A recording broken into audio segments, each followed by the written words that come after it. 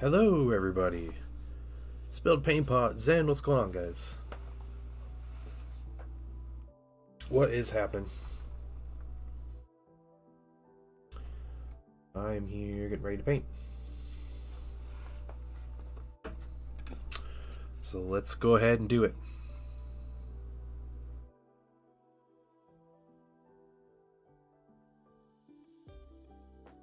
Nothing in there. Nothing in there worth painting. It's kind of gold. But yeah. Oh, the Malcador's primed. Yeah, hold on. It's, yeah, it's good to go. I got the little trailer and the hitch primed, too. I kind of missed that little spot, but we can correct that. So, yep. Might get to the Malcador this week. We'll see. We'll see how long this Scorpius takes, but...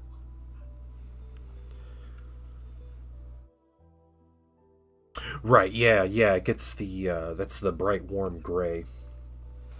And it's basically like all the secondary colors a wash, and then it's like dry brushes from there and weathering. Primark 13, what's going on, man? How you doing? Alright, it is time to paint some treads, though. And I'm just going to start with a bigger brush. Yeah, Spill Paint Pot. Roundtable Games where it's at. And I do not mind taking a trip to Roundtable Games if I'm going to find some time to chill. Hobby ADHD, welcome in. Sick at home. Oh, that sucks. That sucks. Oh, well, hey, you get the day off and you get to paint, so... You can work at 10:30. Nice. That's awesome.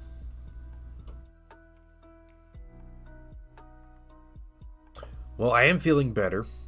My nose is still giving me issues. My sinuses are still going a little crazy, so, you know, I'm going to be randomly muting the stream to blow my nose every once in a while, but otherwise we're good.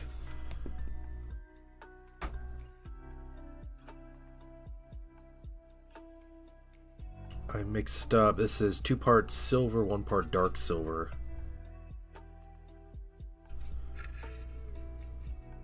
And I put a little bit of medium in this to thin it out, since I'm putting it over a large area, and that way I don't have to worry about pushing paint into recesses. It's kind of like the easy mode of painting over a large area, and I know I can do that while sticking with 1 coat of paint with the Pro Acryl silvers, especially dark silver. Like a brush fiber right there. Get out of here. Or a hair, I don't know.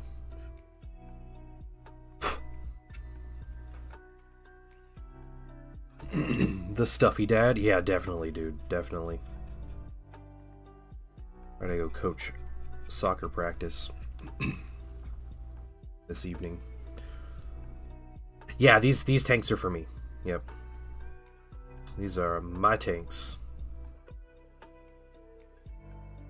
You embarrassed yourself? How'd you embarrass yourself? Did you start talking about Genshin Impact at work? Is that how you embarrassed yourself? Or were you making Imperial Fist references and...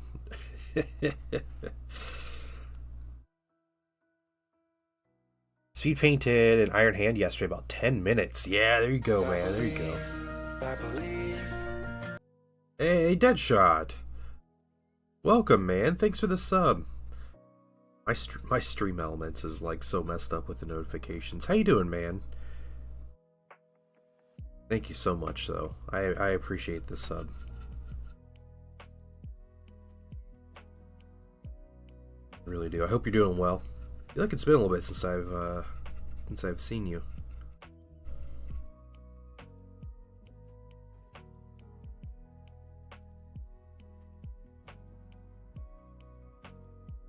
Restroom, looked up and saw an alt goth woman roughly my age coming out of stuff. I think I legit looked at said stuff.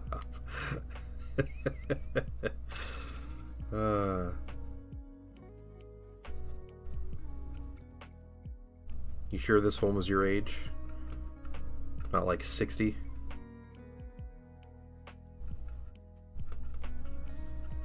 You know, just one of those boomer goth chicks.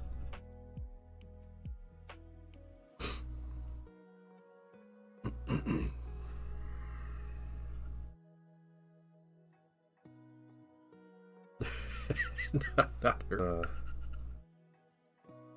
No, dude, she just got finished bathing in some innocent blood, right?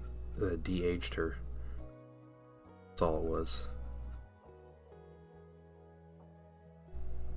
Recipe for salamanders.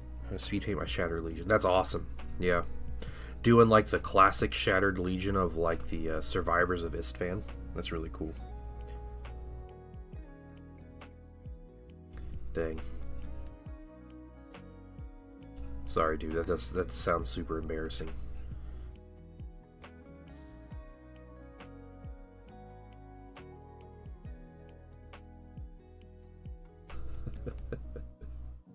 That's funny, though.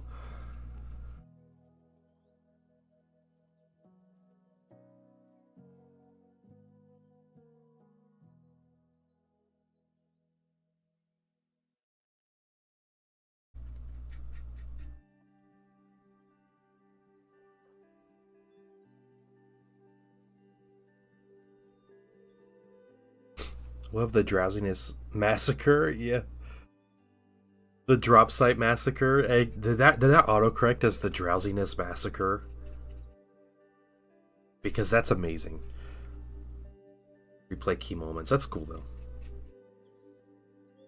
Shall henceforth be named the Drowsiness Massacre.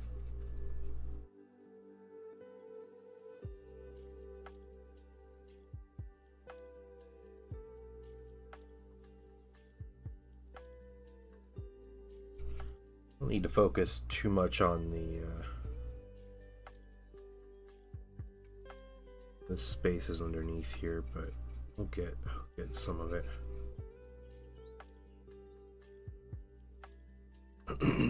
Recap is horrendous. Since push notification. Jeez. Weird.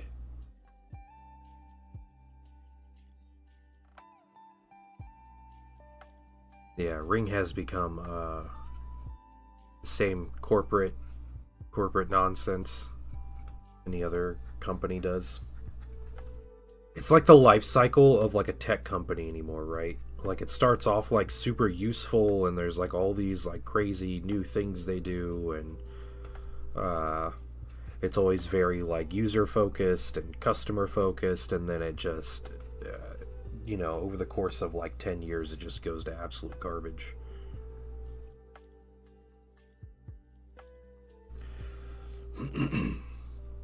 Nervous to hear yourself to a mile away.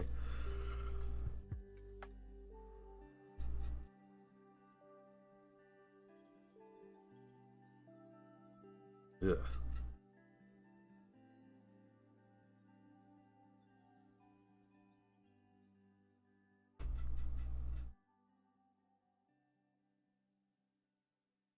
There's searches out there for STLs. Have you ever come across second edition vehicles? Oh.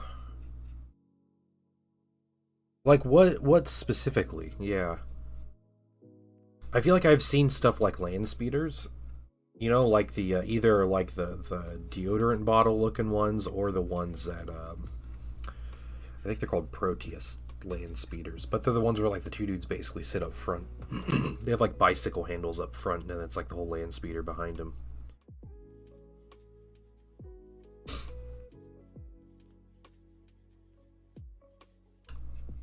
Regardless, I'm sure whatever you want is out there.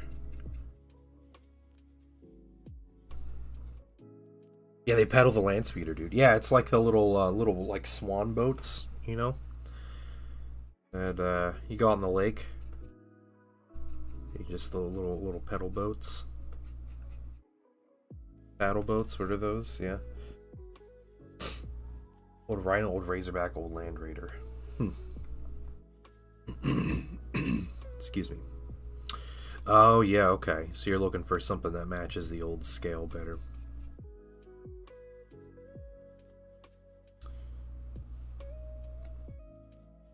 End of day. There you go. Zen's got his project.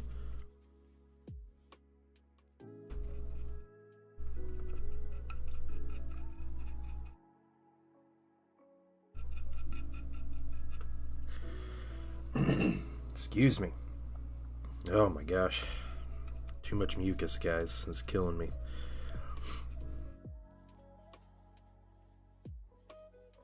Man, my whole goal was to, you know, help coach this soccer team. And I was gonna be the cool coach that like actually like runs with the kids and stuff. Because they do, you know, a lot of like cardio things. And I was like, I'm gonna jump in there and start running with them. And I'm like dying to breathe. I'm gonna try it anyway.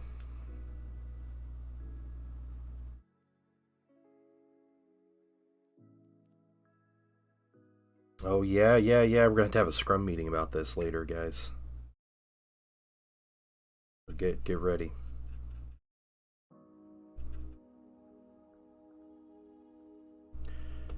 Not the STL ticket. Okay. STLs, I found some to 3D print. Some to 3D print me Iron Hands. Oh, cool. Nice. Yeah, man, there's tons of good STLs for Heresy out there.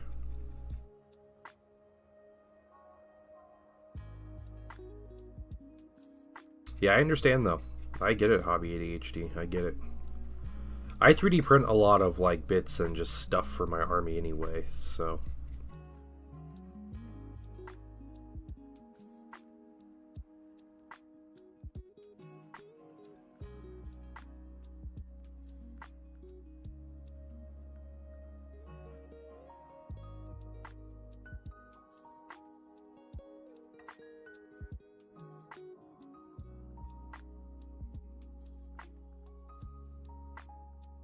There's always good creators out there making good looking stuff. Especially if you play Raven Guard, but there's good stuff for everybody out there.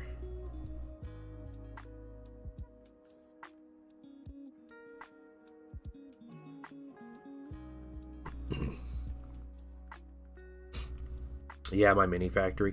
I've never used my mini factory for printed minis, but I've gotten plenty of STLs off of my mini factory.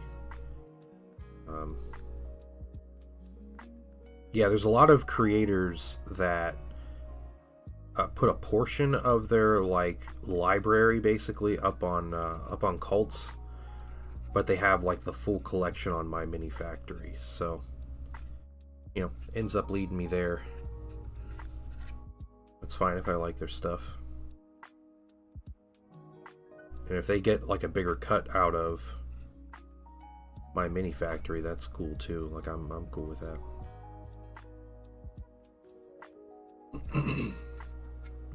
Okay. Silver treads. We're gonna do a couple more things with the big brush here.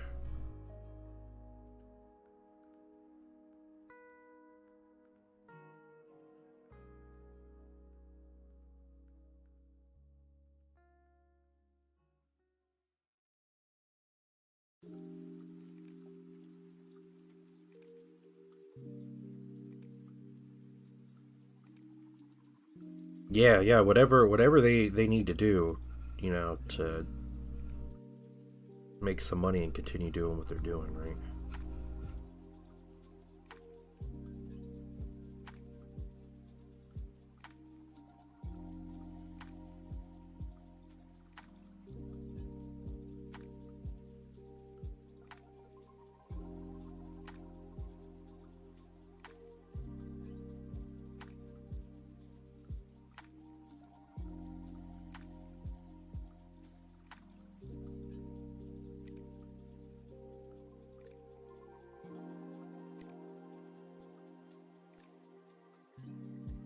Bottom piece again.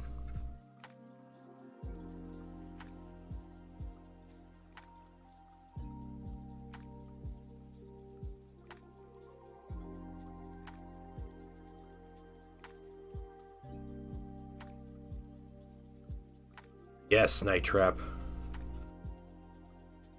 Painting armor today. Welcome in.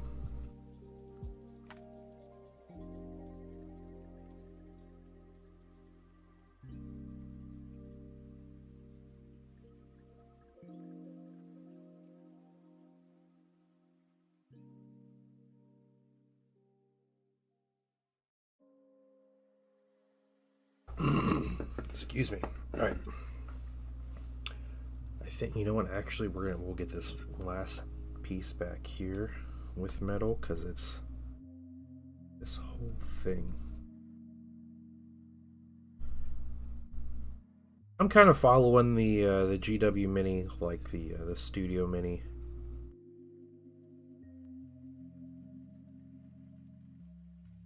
I'm using it as a guide of like what's metallic, what's what's not, that kind of idea.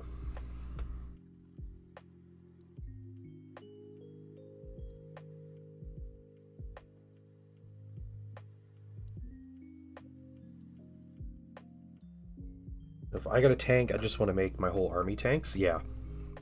It's really easy to do in Heresy, so I don't blame you.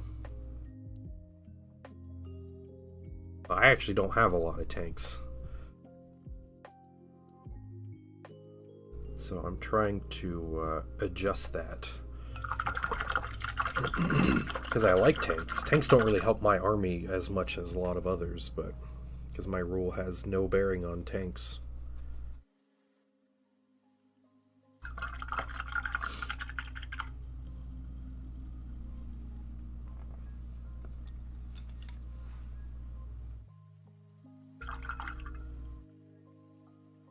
Yeah, I mean tanks are great anyway. Yeah, they're just cool.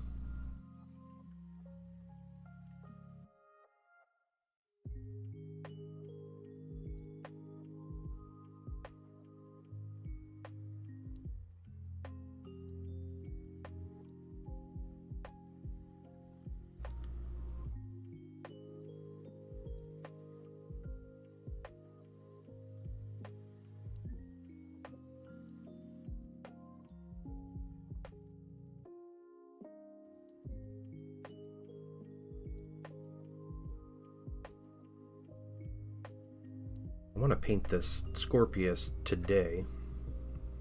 This to be like my one-day project. I can paint a Rhino in like an hour and a half, but at least with the brushwork, the priming and stuff takes a little bit longer. But yeah, I've never painted any of the Predator hulls actually, so.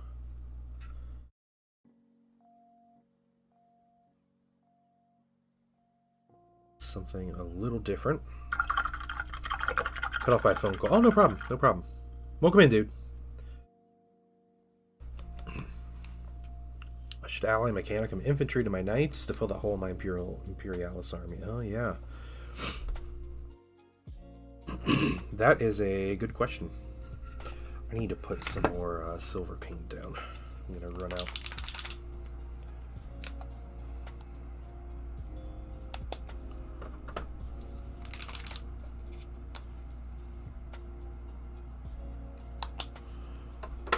Drop a medium here.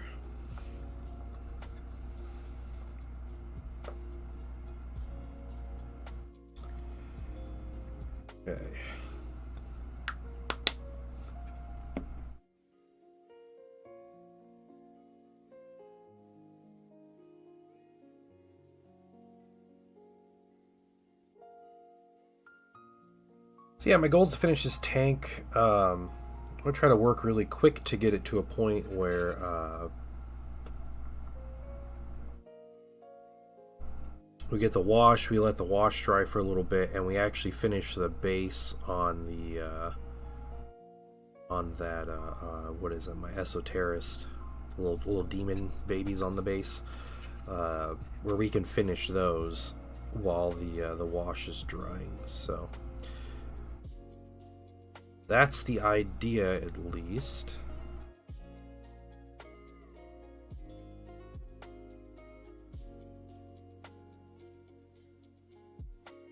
And then highlight should be pretty quick on this tank.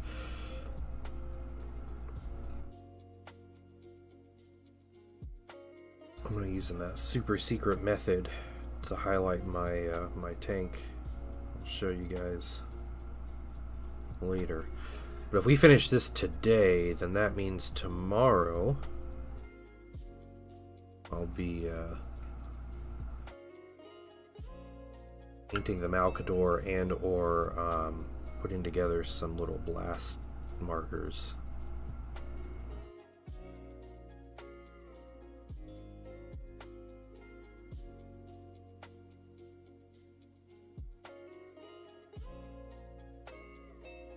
I have a feeling that Malcador is like a 2-stream job.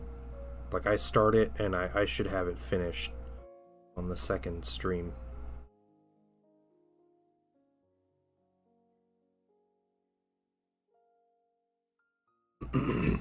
Dry brush sponge. So yeah, it's actually psychic power. Yeah. No, it's a dry brush. It took me 2 years to be brave enough to try to dry brush the highlight on my Thousand Suns vehicles. But you know, Space Marine vehicles have such good like angles and stuff on them that they really take well to it. So so I tried it. It looked really good, and it took, you know, like 5 minutes as opposed to the like 45 minutes to an hour. So I was like, that to me is worth it. The cutting out almost an hour's worth of time is a great deal in my opinion. Yeah, dry brushing the highlights on tanks are great. Yeah, and I usually do that with tanks anyway. It's just my Thousand Suns that was, you know, like I didn't want to like cover the red detail, or I was scared of messing up colors that were difficult to correct. But I 3D printed a Rhino, and I was like, I'm gonna try it on this, and I did it, and it was great. To Vaughn, good morning. How you doing? Kill Panic, how you doing? Welcome.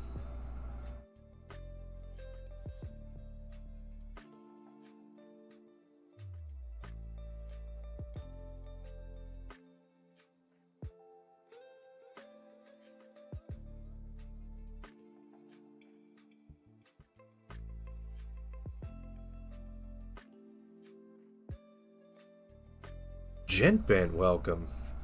How you guys doing? It's scary. Yeah, it's scary trying new things. How is everybody?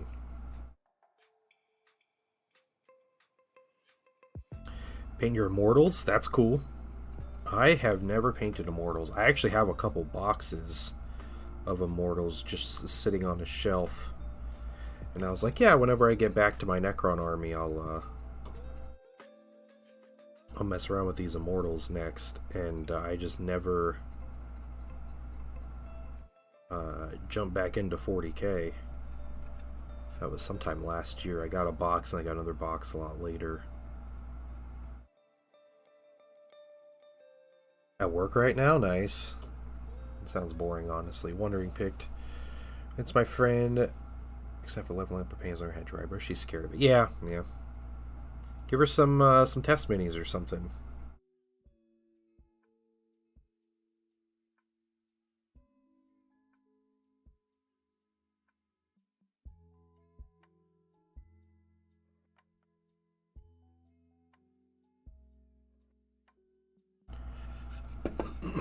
Back in my day, when I was a wee lad learning how to paint, dry brushing was like the technique. Highlighting was way beyond anybody's skill. It was dry brushing. That was what you had to learn.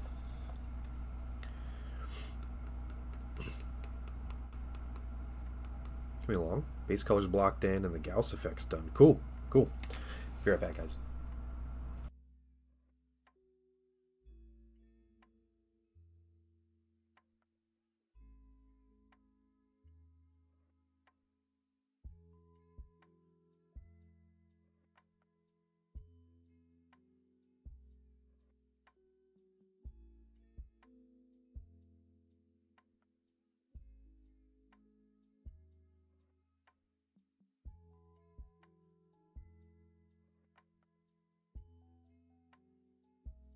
Alright, alright, mildly better. You build stuff for satellites, so yeah, your job does sound pretty cool. I mean, and you get to chill on Twitch while you're at work, so added benefits, right? That's cool though, man. I'm glad.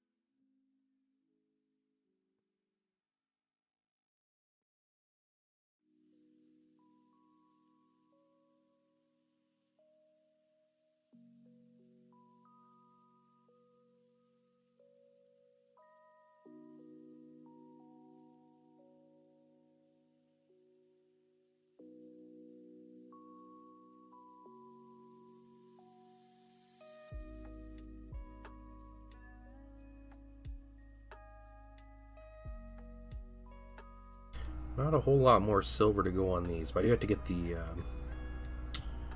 turret, the emplacement or whatever is on top. I used to wet blend because I didn't understand how translucent layering worked. I was to paint a single aspect where, oh no.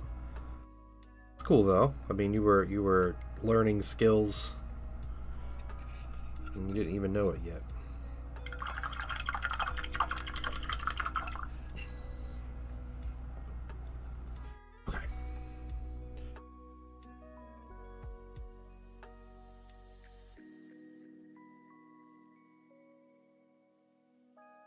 Alright, so let's just put some color on the... I went a little different with my whirlwind. I put the combi bolter on just one hatch. I thought that was a cool way of going about it. So normally you do one bolter on each hatch, but I liked the look of this one. So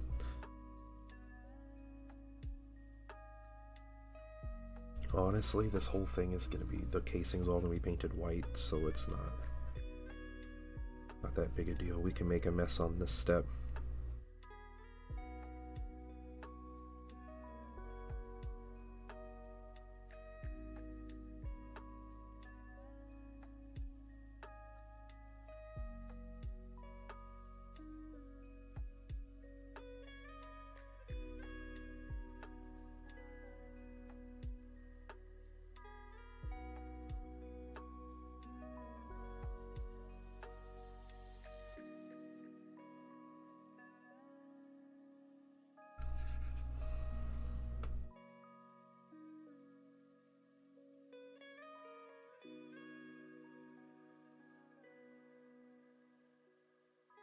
Hey, Raja, good morning. Fix a heat sealer machine. Oh, lame. I used to work with those.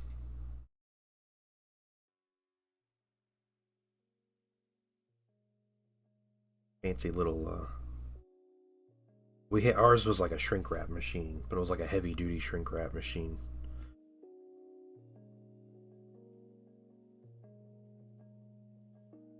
Just a big old convection oven.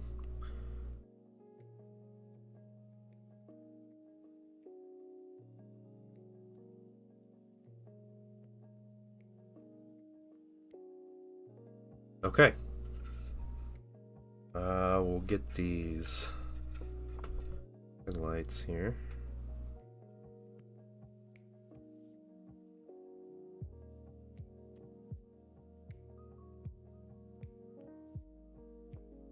Rounds are coming along. I can't wait to see a fully painted game. Yeah, that is like... It's like the goal, right?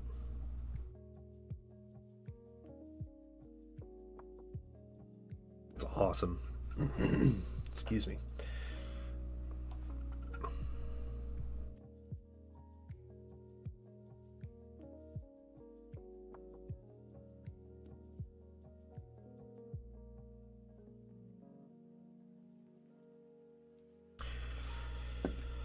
Ten Immortals done. 2 characters, Plasmancer and the Chronomancer. Very cool.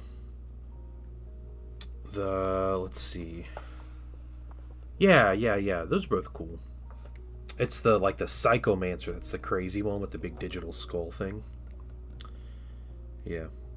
Or like Necrongs. Okay, sure. You can have that one. Kill Panic. All right, we going Hobby ADHD. She finished the Morkanaut. Nice. All right, I think we're good on the silver for this tank. Any little mistakes, we just turn into weathering later. I guess I went a little overboard with the matte varnish on the turret, so it ended up coming out glossy, but it's all good.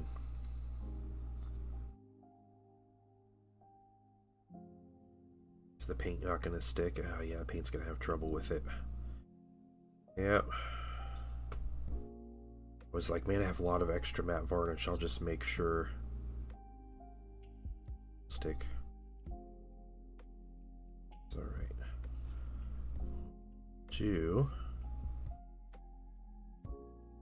Come back and get a second layer.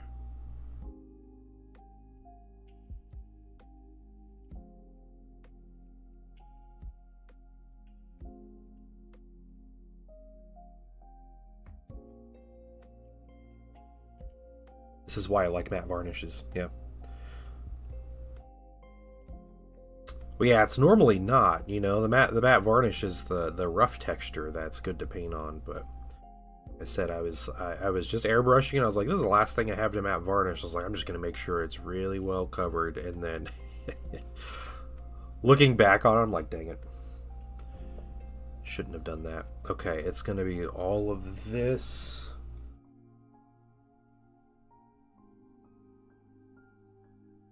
What else are we gonna get? Let's just mark a few things.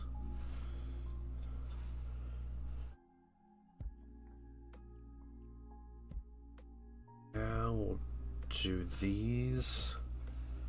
There's a little back vents here.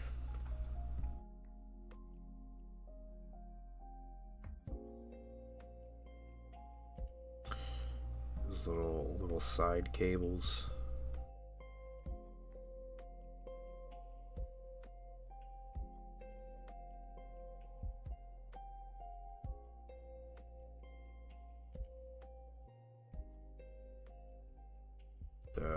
Down here.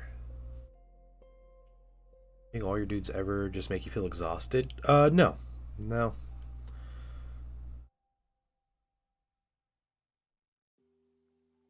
I try not to have too crazy of a backlog, though. I think if it's too many miniatures at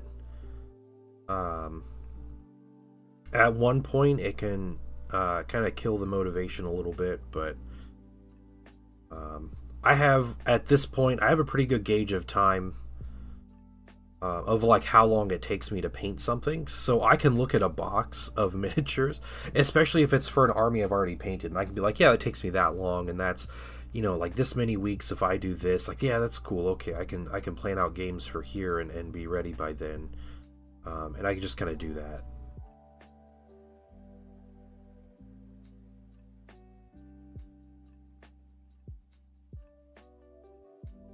So it's not as bad when yeah, you have the I guess the experience to know how long things will take you.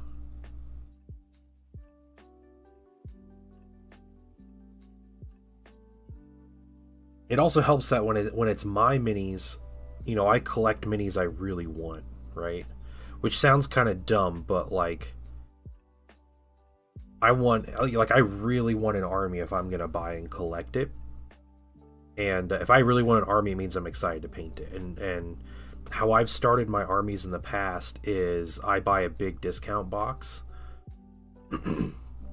and I paint that first. So I have, my most motivation when I'm just starting an army. So I'm more excited to paint it at that point. And then afterwards, it's like, yeah, okay, I got this big box or these two giant boxes painted. And so now I just need to collect some, some squads or whatever. And I can collect a box or two at a time.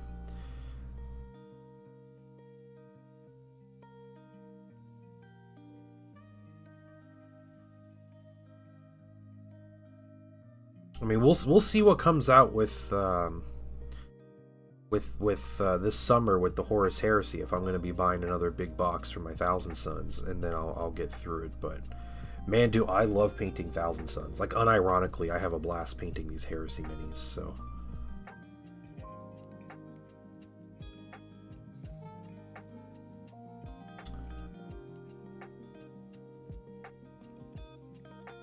So collecting, lots of experience, even giving away selling out parts of my collection. I still have thousands of unpainted minis, yeah. I have a lot of unpainted minis too, just nothing that I actively like play or collect.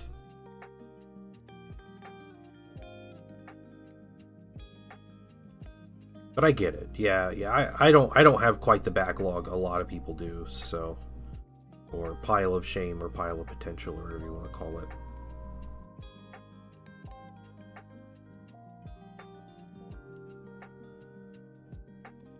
So like the games that I actively play,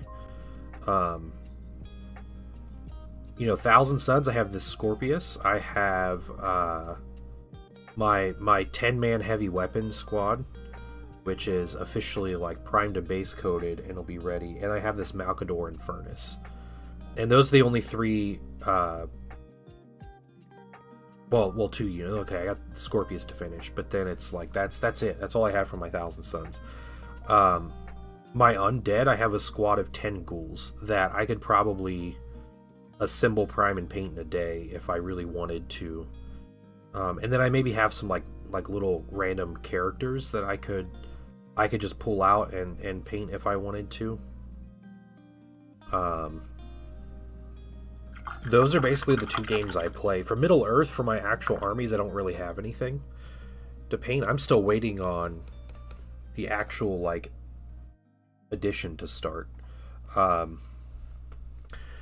If we're talking 40k stuff, I add my 40k minis in there. I have 2 boxes of Necron Immortals, and then I have a squad of 3 Space Marine Eliminators that are primed and base coated, and that I can pull out. Again, I can probably paint those in a day or so if I wanted, but that's it for like my active games. I also don't play nearly as much mini games as I wish, so that's another factor. But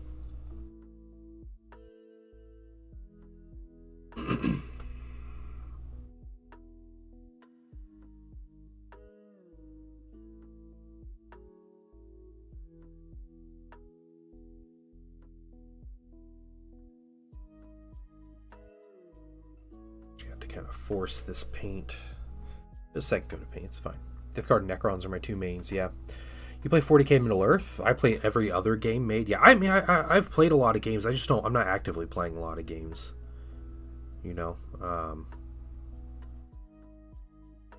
But yeah, there's a ton of games out there that I don't play, which is fine.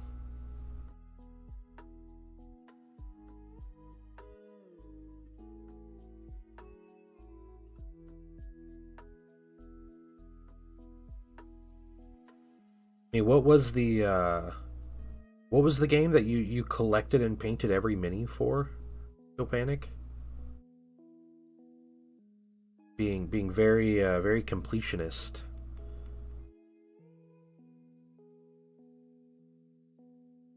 Let's go.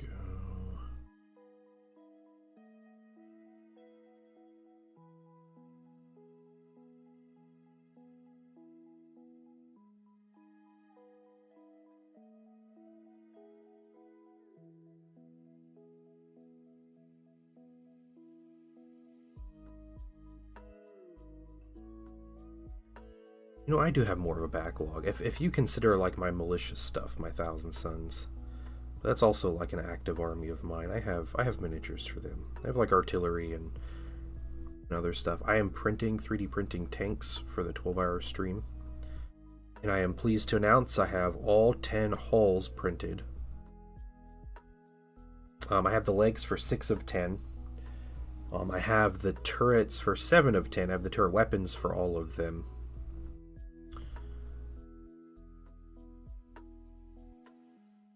And I'm currently printing feet.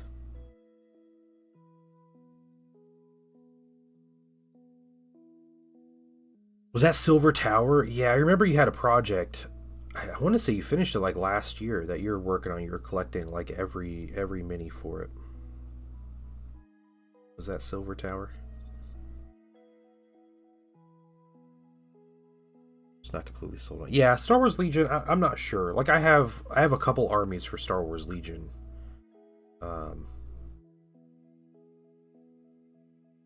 But I don't particularly have a desire to jump back into that right now.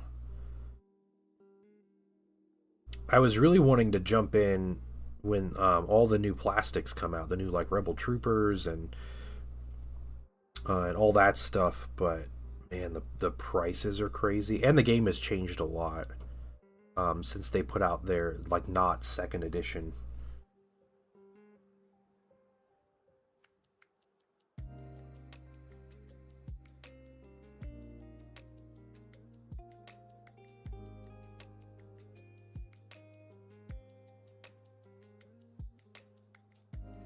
My Patreon? I think I did something. Wait, geez, get kicked out of the Discord server. I don't know. Hold on.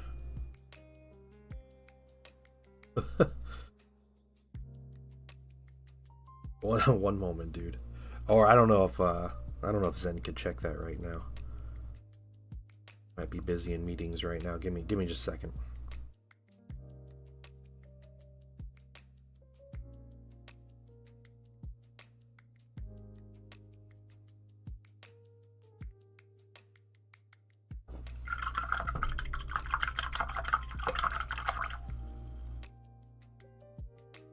Need to write another game for Star Wars TTRPG. I might grab some boxes. And there you go. That's cool. Yeah, they're great looking minis. Admech fully painted. Yeah, I think you're making a road trip down to Warhammer World. There you go. That's cool. A little jealous. You guys have a Warhammer World. Hey, who just jumped in the stream? It's or in the Discord. Someone did. Welcome in. I can't see. Was that you, Wandering Picked? Okay, yeah, it says you're in here. Okay, it says you're in here as a Twitch subscriber. So, if I don't know if you see the Patreon member chat, but you can if you can see that, it means you have access. Let me see. Yeah, this says you have access to it.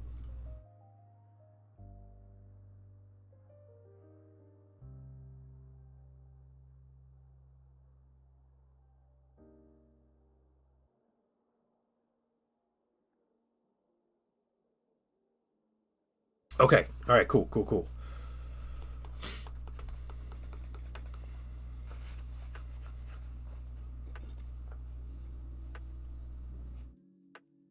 If you played Legion, had a 3D printer. Yeah. One of the things about Legion though is like the sets come with the cards and everything, which I know you can just print out and stuff, and all the tokens and everything, but there is an appeal and a nice thing to just having like the cool cards and all that. But yeah, there's a ton of good creators making STLs for Star Wars minis.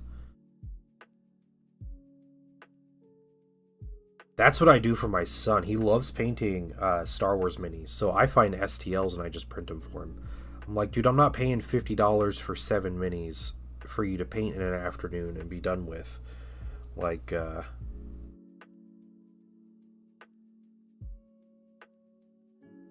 I'm gonna pay $7 and pay another $1 every time I want to print you 10 minis, and then you can paint as many as you want.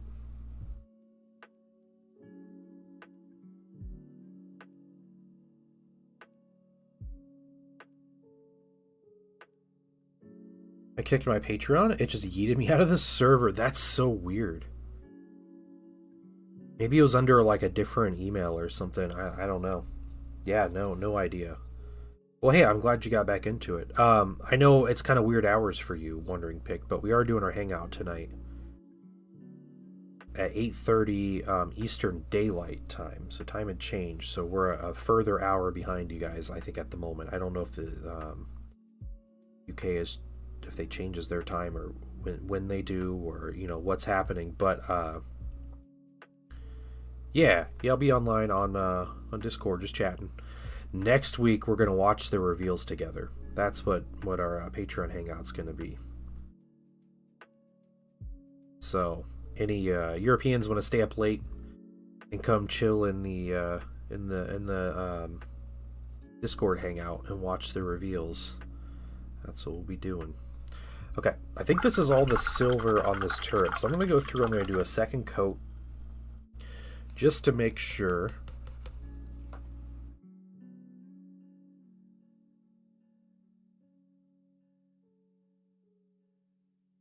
Nice layer of silver here. 1 a.m. for me. Yeah, I get it.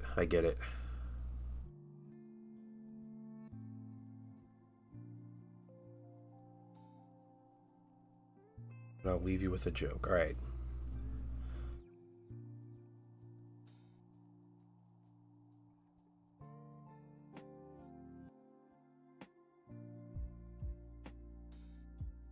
What?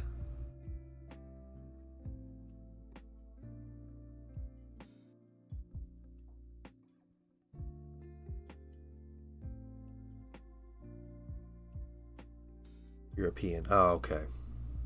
Sure. All right. Yep. Oh, thank you. Yeah. Great one. Have a good one. Yep.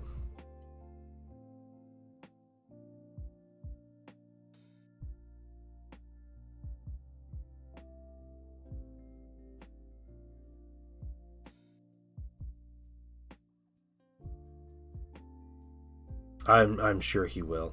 Yeah.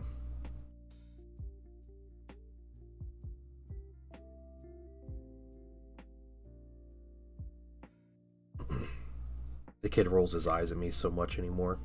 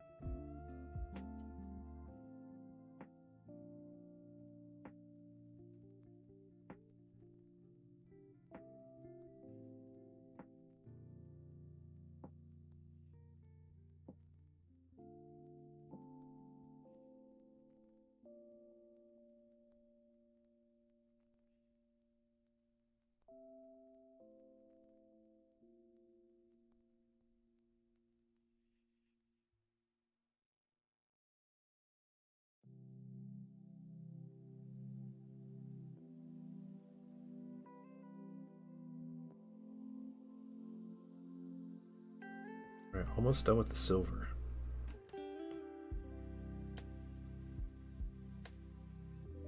Very little gold on this mini, so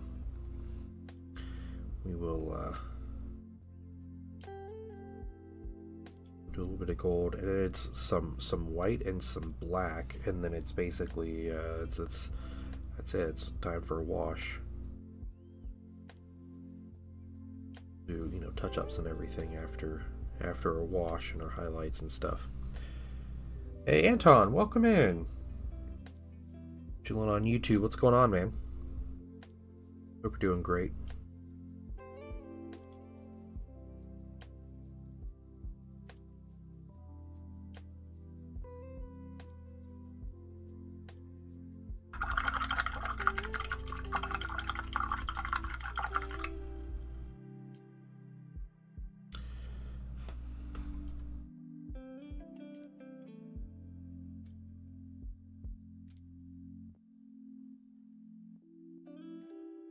All right, here is what we're gonna do.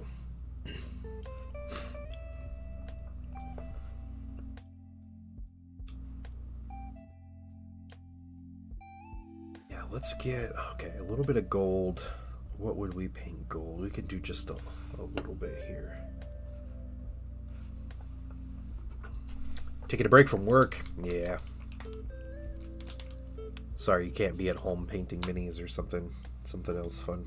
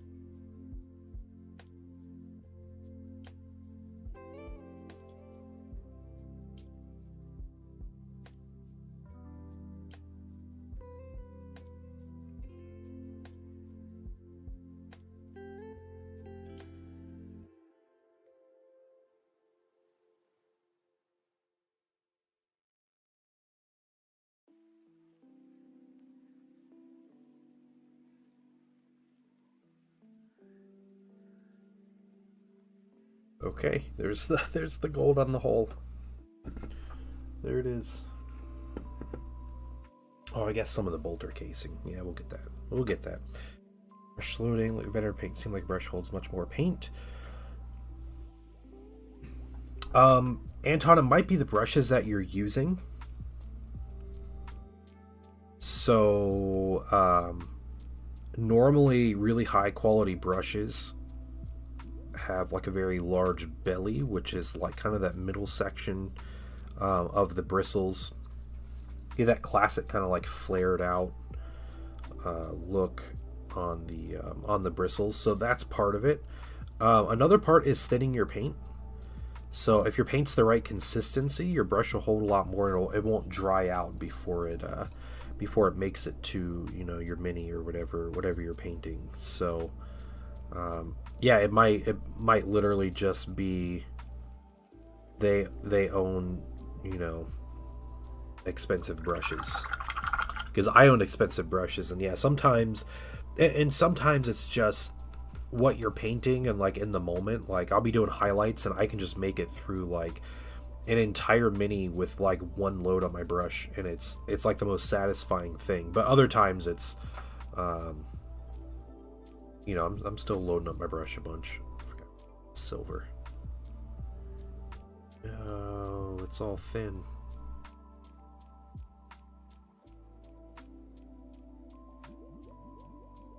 Yeah, I think the key is, though, when you're painting, you don't want to overload your brush too much. Yeah,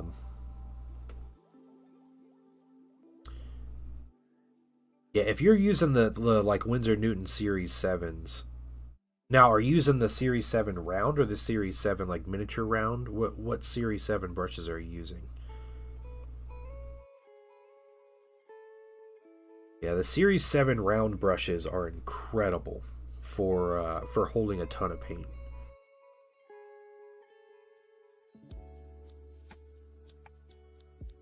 But if you use like the miniature round series, like they have the tiniest bristles and they never hold much paint.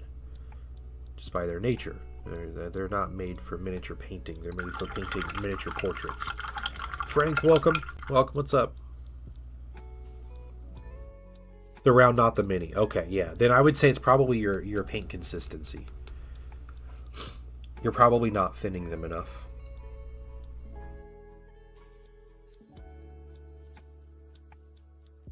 Yeah, like they should be the consistency of like half and half.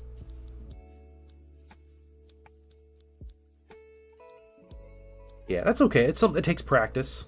It definitely takes practice. Don't feel bad about, you know, not having perfect paint consistency.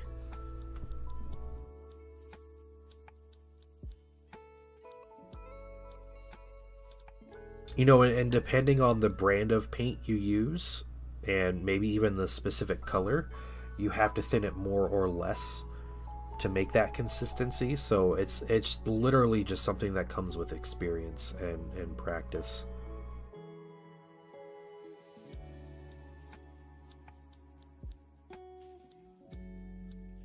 Just a little bit of gold. I can do a second coat on these later. Yeah, we don't need a lot of gold on there.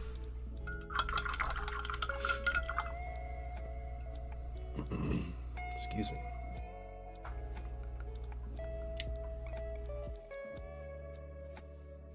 Yeah, you should get some good brushes, man. Go for it.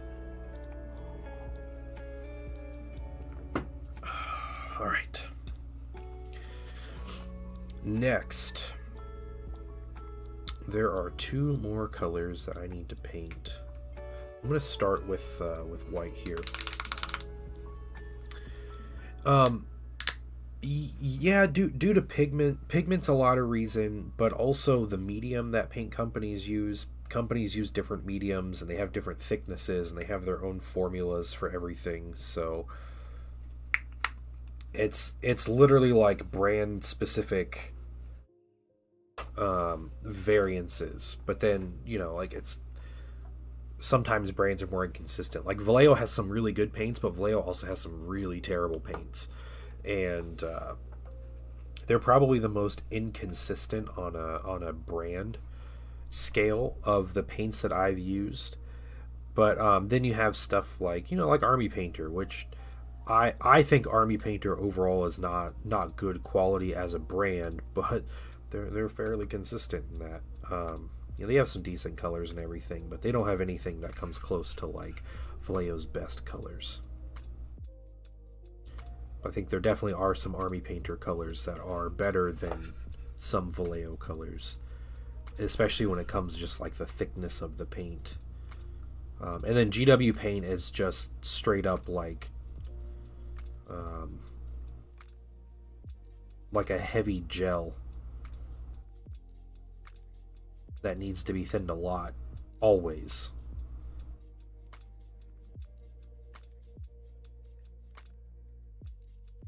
Thick, yep. It's very, very thick. Yeah.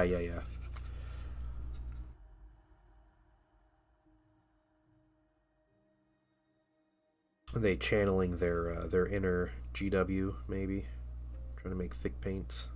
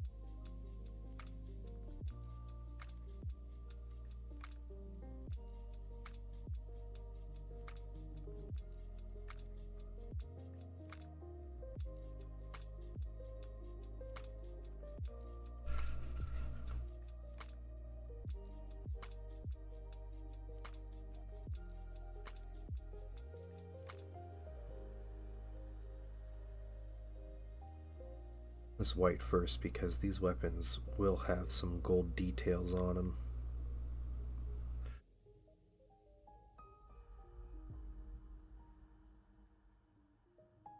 I want to paint, so you airbrush the tank? I originally did, yeah. The base red on this tank is airbrushed. So I don't consider myself an expert at airbrushing at all, but I do airbrush a lot. It's mainly priming base coats and varnishes. That's what I do with my airbrush.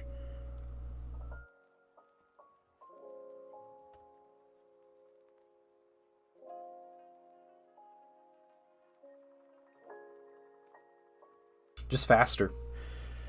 Yeah, it looks super consistent. Yeah, and this wasn't like my best job on the red, but I see some mistakes on it, but I appreciate it.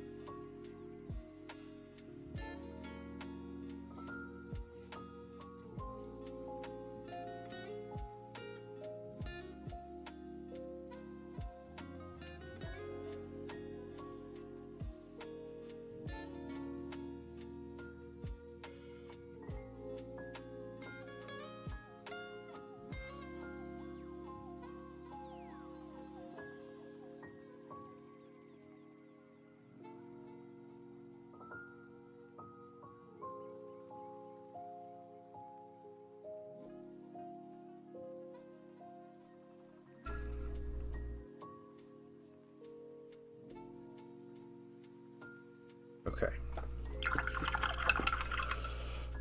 Over time, yeah, it's definitely a better investment. Yeah, I think so. I mean, you're looking at some of the better spray paints are $15-$20 a can, and you can get a starter airbrush kit for $100 and a bottle of like primer from Pro Acryl or Vallejo, and they're 10 or $15. But that bottle will last you a very like hundreds of miniatures. Yeah, Solar Auxiliary have a lot of things. I do have a Solar Aux tank to paint next, and it's a giant flamethrower, and it actually has a little fuel cart that attaches to the back of it. A little adorable fuel cart. There's a little hitch and everything, a little latch that holds it together and stuff. But yeah, this is my next tank to paint. It's got a Titan-sized flamethrower just chilling on the front of it.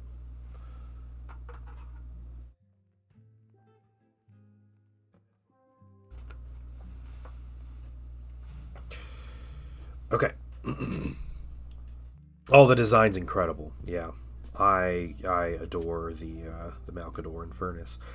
So what I'm gonna do, I'm gonna use black as my secondary color on a lot of this miniature, and not white. I could use white for some of it, but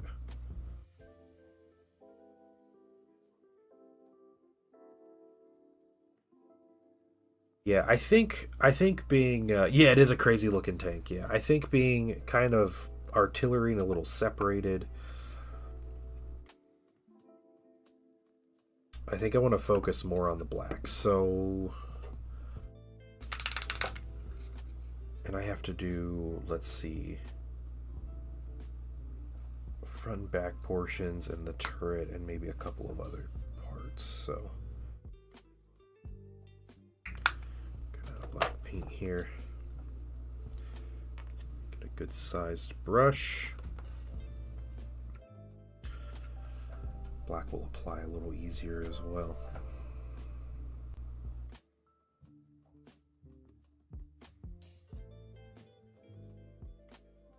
I don't typically use black as an accent color for my Thousand Suns, but it's definitely a lore-friendly color. Oh, I want to do something different. I thought about getting a second Land Raider and using black as the accent color on that, because the other one has a lot of white on it. My Xiphon has a lot of black on it, so that's cool. Works in my army. A lot of tanks due to them being first in plastic and Imperials. Well, the first plastic Solar Aux minis were big Heresy. So they weren't just in Imperialis first, but I think a lot of those designs, whether it's Imperialis or the 28 mil Heresy, I think they have been made, sculpted digitally, and been sitting in a in a folder for years at this point. The entire Forge World library is in plastic. It's just sitting digitally somewhere, waiting to be, finished and released.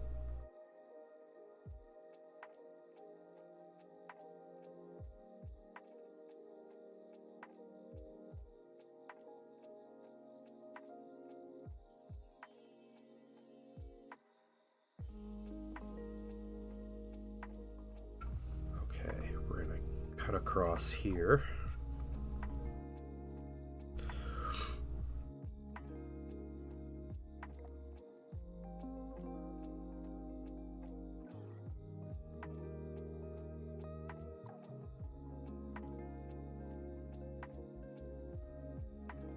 Yeah, World War I tanks. Yeah. Yeah, the Malcadors are very was that like Mark IV tank? British World War I tank. The Malcador and Furnace reminds me of the Churchill Crocodile. Which carried the spare fuel canister on the back and had the flamethrower in the hull and all that stuff. It's fantastic mini. It's an older Forge World mini, design too.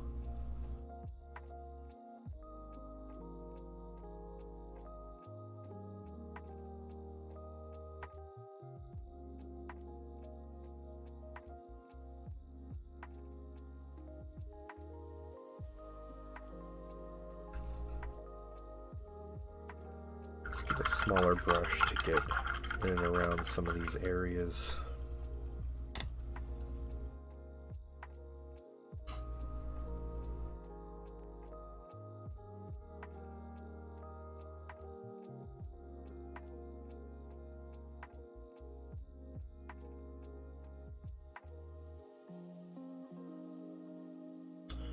You know what? I never turned off.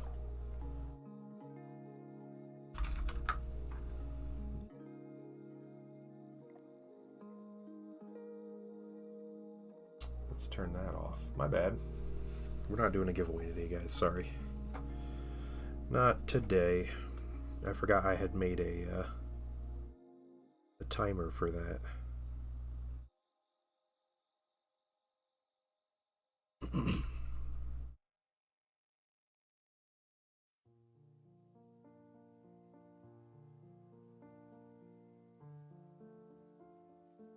Sorry if anybody was just stopping by for that. My bad.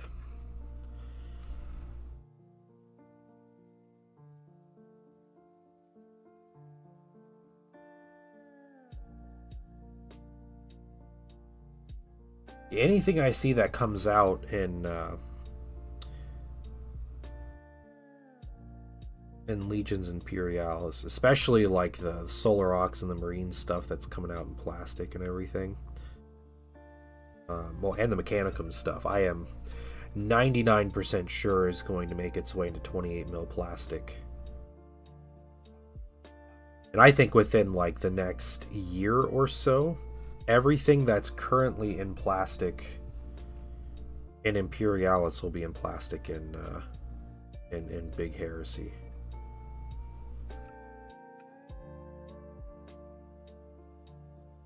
The last winner licking the model. Yeah, when he gets it, it's gonna happen. He's a streamer. Crucial Blue is a streamer.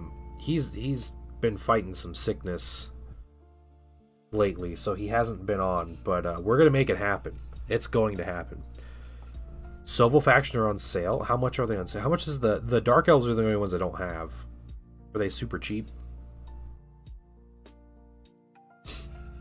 I already have all the other ones though.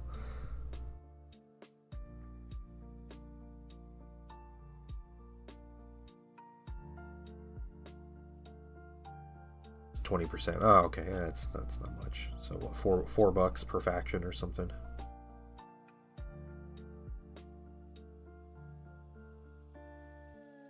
Okay, we got the front part of this. Yeah, $4 instead of $5. Yeah, me too. Me too. He needs a mini to lick, so he's got to feel better soon. You know, let's get the big brush back out. Oh, cool. All right. Here you go. I really like the Wood Elf, but I mean, they're all fun. They're all fun and unique, but the Wood Elves, the Beastmen, and the Abyssal Warriors, or whatever they're called, the Chaos Warriors, are all super fun to me. The Beastmen and Chaos, or Abyssal Warriors, they have a unique, like, level up upgrade that happens, and it's like Gifts of Chaos or whatever, or Demon Gifts or something, where it boosts a random stat by 1 for all the models in the unit. So it could be really lame, like Discipline, but if you get +1 wound on like a big infantry unit, the whole game becomes easy mode after that.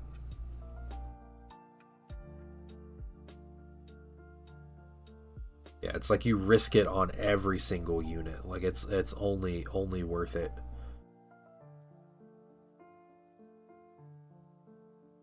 Or you can get like your Chaos Knights up to like power 7 or something when they charge, because you just get like crazy upgrades.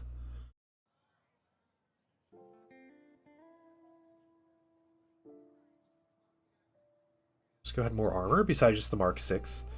Yeah, there's a rumor that came up on like 4chan the other day.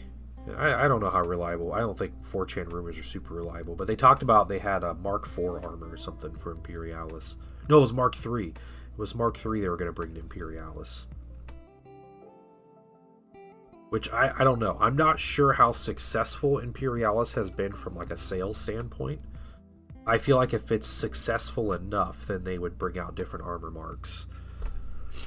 But that to me is kind of up in the air. I'm not sure. I'm not sure if that's, you know, locally the game fizzled out real quick. So, and I have an inkling the game kind of fizzled out a lot. In general, based on the amount of releases and hype the game gets from GW itself. But I don't know. Dark Elves are interesting. Quite good melee, but glass cannon. That sounds about right. Yeah, their archers are really good. They should have, like, repeater crossbowmen that should be really good. Have to go. Anton, you have a great day. Thank you for stopping by. And yeah, we'll definitely talk about it whenever Crucial Blue gets his mini and he's going to lick it.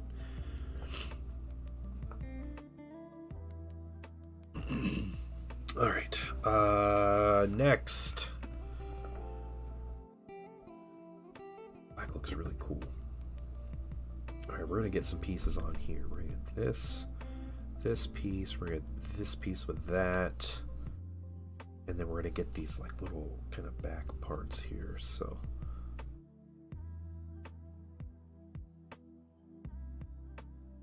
Our paint's going to do a similar thing, that's okay.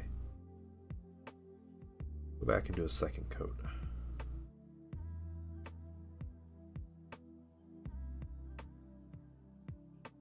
Crossbows were solid, although they were not repeater. Oh, okay. Okay. Yep, the Raptor Cav, yep.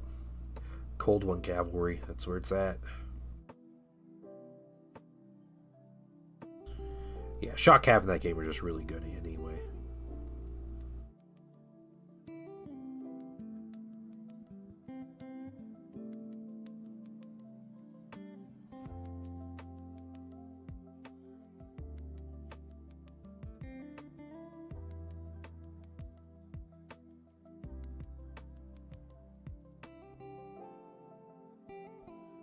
I did a run with the Beastmen, or the Goat Herds, or whatever they call them. Yeah, they have Ibex Warriors, or like their elite infantry. And I got a unit. I got the Chaos Spoon, where they got 2 wounds each. It was insane. I won the last boss battle by just living with that unit. That one unit just survived because there were like 25 of them. They had 2 wounds each against like a lizardman army. Everything else had gone or fled. But yeah, the Beastmen, they have a very similar strategy every time you play them though. They always have a couple chariots, and they run the chariots in first thing. So when you know that, you can, basically just let their chariots move in, and then just stay out of charge range of their chariots, or get out of their arcs and stuff. Like once you counter their chariots, like a lot of their power just leaves. Yeah, typically when I play against Beastmen, they always move their chariots first. And I always try to make sure I have some kind of fast unit that can sit in the flank and just like mess up all their targeting and make them, run in circles or whatever. The Ibex, yeah, the Ibex are tough. Yep. Those are also called Bestigors in Warhammer Fantasy. And yeah, they're decent, somewhat glass cannon infantry in Warhammer Fantasy, but they're good.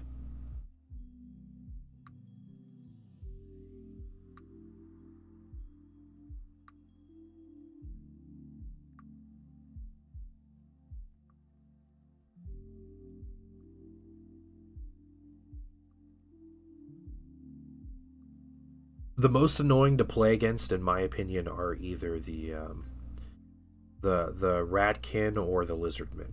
No, okay.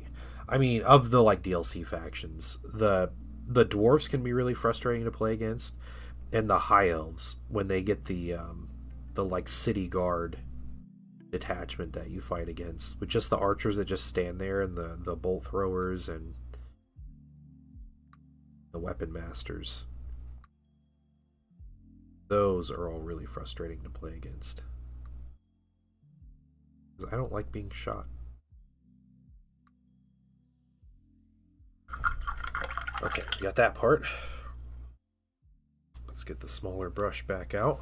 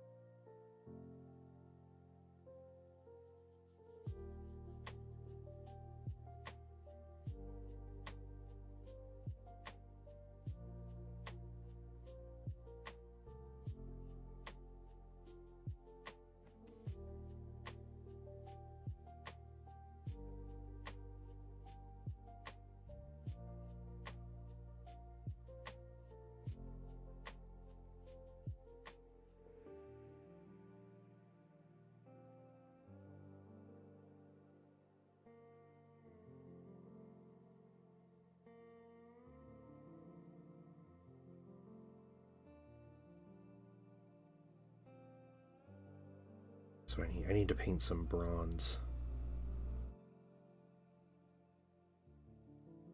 Some of the weapons and missiles on here, I wanted to do bronze like casings on them.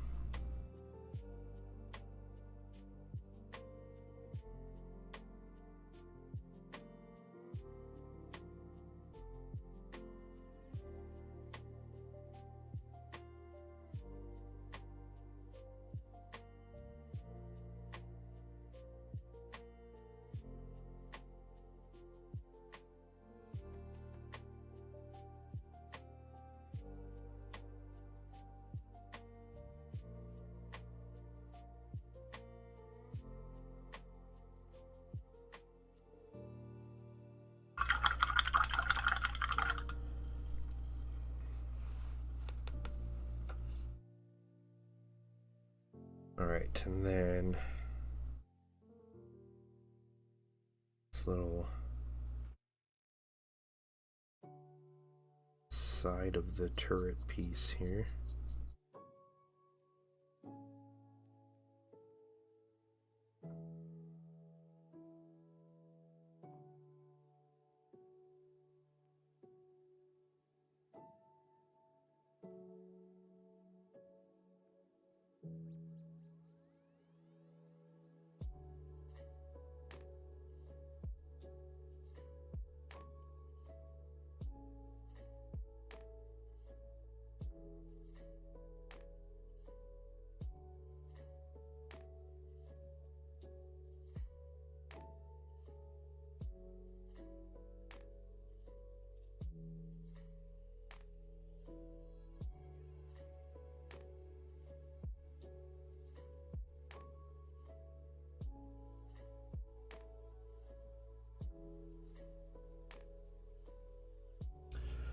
What else? Yeah, I think just a lot of this.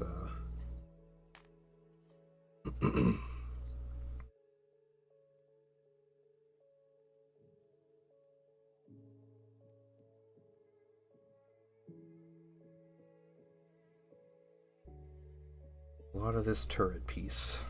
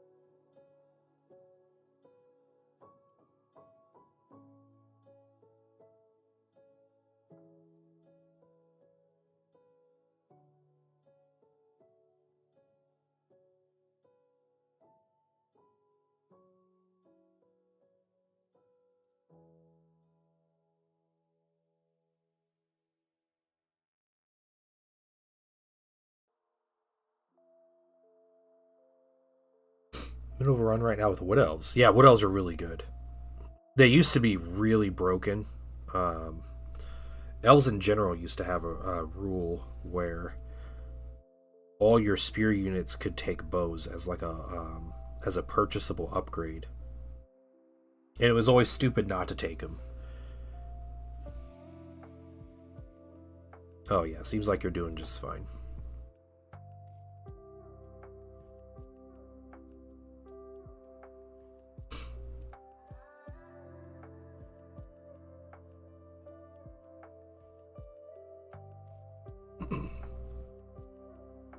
Okay, some more black on there. I don't know if I want... I think that's good. I think that's good. So let's grab a second coat real quick. The black on the turret.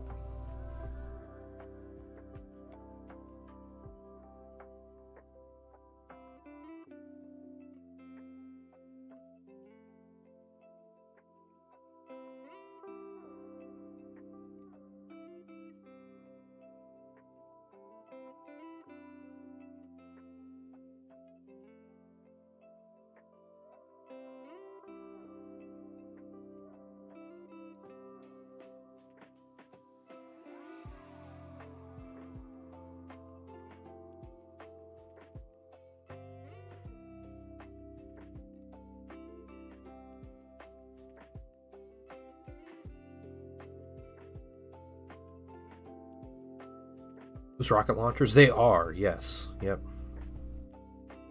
This is for a Scorpius assault tank, I believe is what it's called. It's Scorpius missile tank. Yeah, Scorpius missile tank. It's like a whirlwind, like a Space Marine whirlwind, except better in every conceivable way.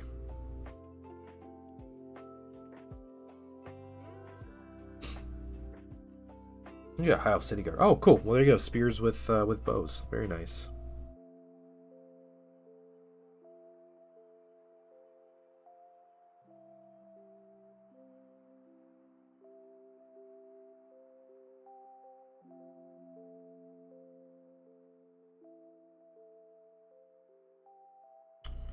I see a piece I need to paint black that I missed.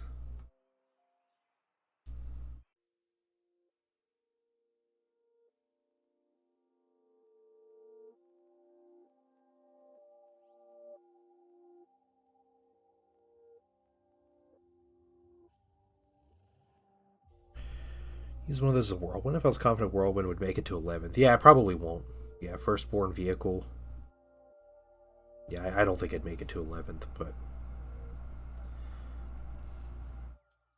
they're yeah, Scorpius tanks are really good in Heresy. They have so in Heresy, blast weapons aren't like amazing. Like they're good because you hit lots of models, but it's rare to find a blast weapon that just ignores Space Marine armor saves. They got rid of almost all of those. Scorpius is the exception. They basically have a rule that if you stand still when you shoot it, which makes sense, you know, it's an artillery tank, it can shoot out of line of sight and all that stuff. It basically can. Oh, I just marked up that mini a bunch on accident. It can ignore Marine saves, essentially. So it's really good.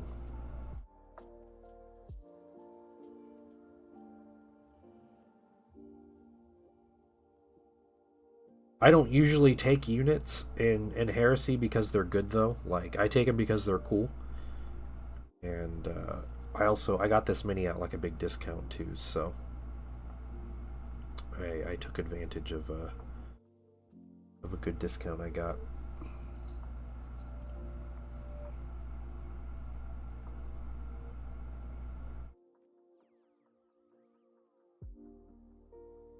I believe. Hey, Wandering Pig, thank you for the sub, man. Thank you. Space Marine. Yeah, I do love Space Marine tanks. Yeah.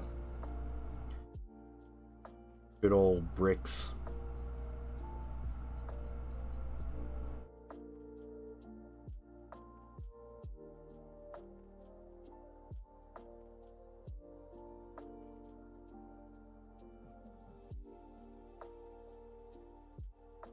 I'm going to be doing a 12-hour stream next month.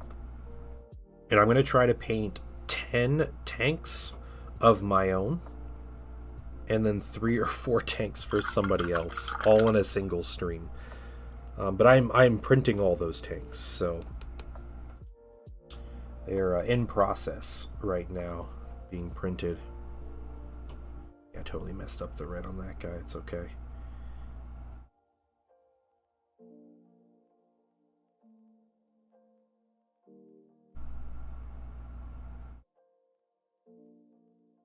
Second coat's where we need it.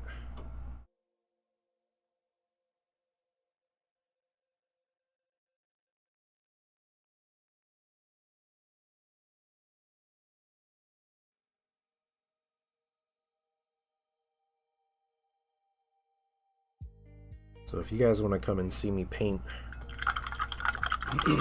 over a dozen vehicles in a single stream, single day, that'll be the place. I am doing a thing with Patreon, but there are other ways to do it. By the end of the week I'll have like an announcement on Discord explaining like all the details with it, but essentially Patreon members will get to name the tanks for me. So that'll be like a fun extra thing they get to do, and I'll write the names on the tanks, whatever they name them. And or they can get their names on minis. So I will actually name minis after them for my militia army. But also, if we hit our Patreon goal, that's that whole the $62 target $100. The painting wife's going to come on stream early on in the morning, and she's going to paint my fingernails, and I'll have my fingernails painted for the rest of stream. So if that's something you want to see, and if you want to help choose the color, come jump in Patreon and help us get to that $100. There's other benefits too and stuff, like it's a cool place to hang out. And we do, weekly Discord hangouts. We chill in chat and everything, and yeah, and just talk about random things. We're gonna watch the GW Adepticon previews live together. We're gonna do all that, so that's something that interests you. Come and join in. What's up, Aslan? How you doing? Joining in on YouTube. What's going on, man?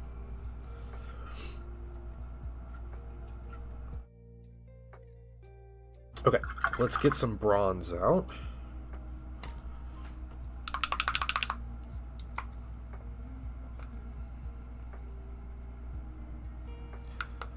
Just try a little bit.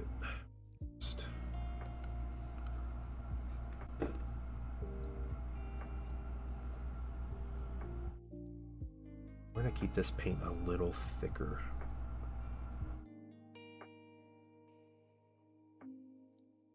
Yeah, bronze is naturally a little thicker, but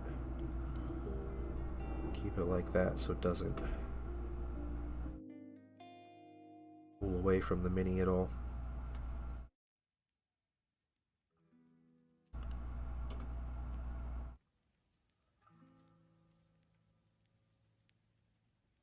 Any hopes for Adepticon previews? Yeah, lots. I'm hoping for a good Heresy announcement.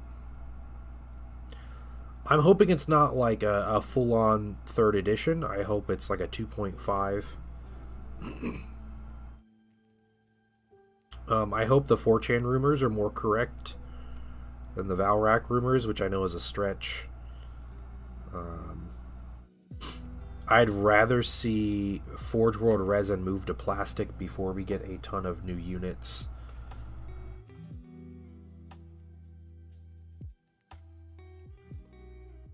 And I have never been a fan of Saturnine armor. That said, like, everything that we have seen is just like fan depictions, right? So maybe the designers will make it look cool, and I'll end up liking it, but I don't want the rules simplified that much. I would like clarification on some of the rules and some alterations, but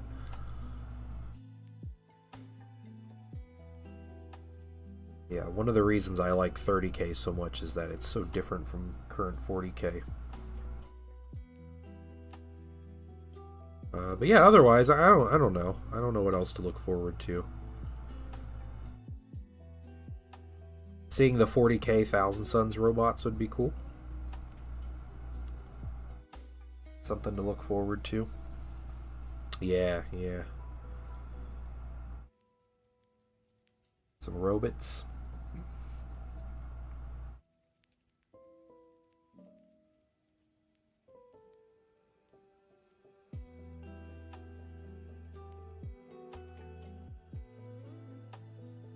Yeah, they don't, it doesn't need simplified.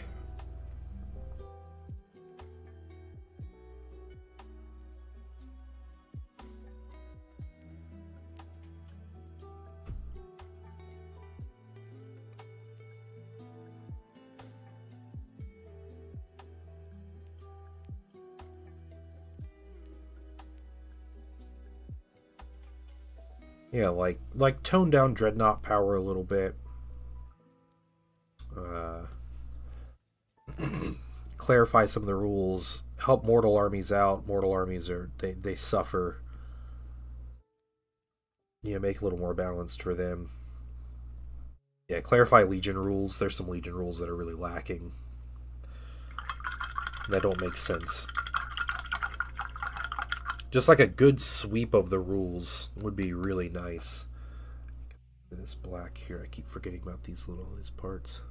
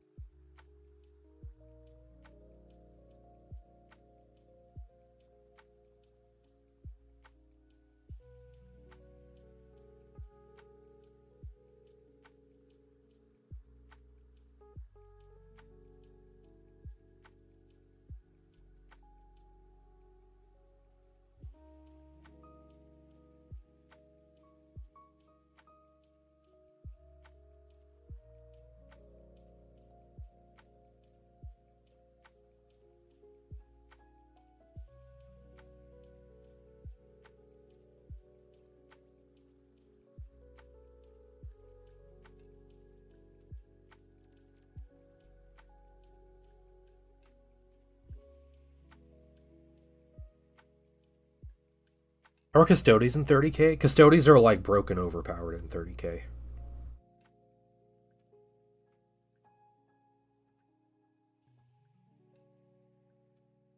I played against Custodies once. I lost, but it was also like the scenario was completely against me. I had an armor focused list, and the whole point of the list was like move to the middle, and I was playing against Custodies. So 30k is getting all the cool robots. Hey Utini, what's going on? Strike Force Justian. Which one is that?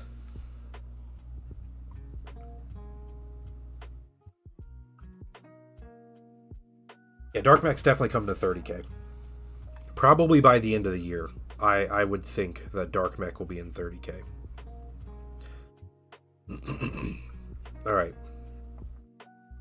We got some details. So this is the very basic outline of the tank. Man, I kind of wanna do something here, but I also don't. I think we keep it like this. I think we put the wash down, and we see how it goes from there. So let's do that.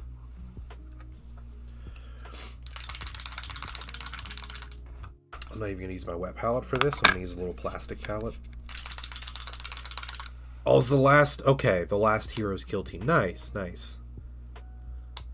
Dark Mech might be something for me if they can play Zinj Tech Priest. Yeah. We were talking yesterday about Zinj stuff.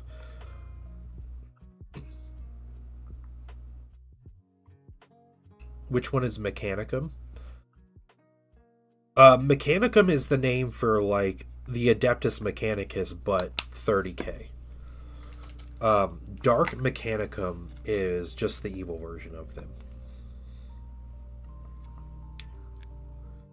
And my understanding is the Mechanicum started calling themselves Adeptus Mechanicus when it became a loyalist versus traitor kind of thing.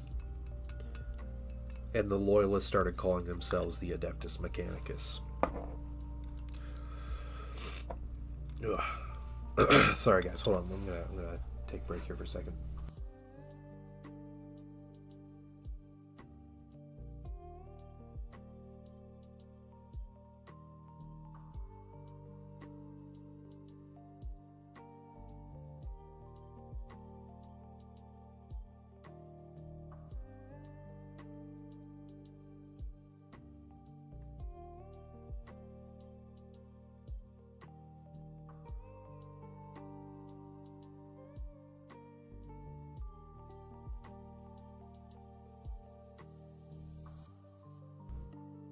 All right. Man. I'm feeling fine, just my sinuses are killing me.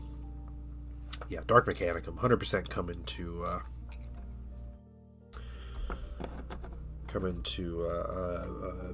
30k. Do something like that. Okay. And we're just gonna start on this. Half of all Tech Priest fell to Chaos, so Terra was like, don't do that. Yeah. Yeah, like Mars fell to Chaos, basically. Yeah.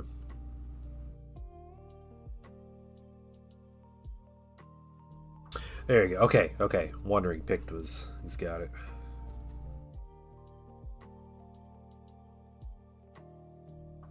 Okay. Whole bunch of wash here. Let's just start with the front half of this guy.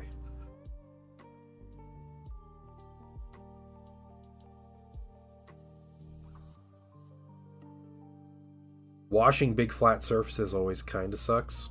Usually I do tanks with an airbrush. I wash them with an airbrush. I just thin down the wash a whole bunch.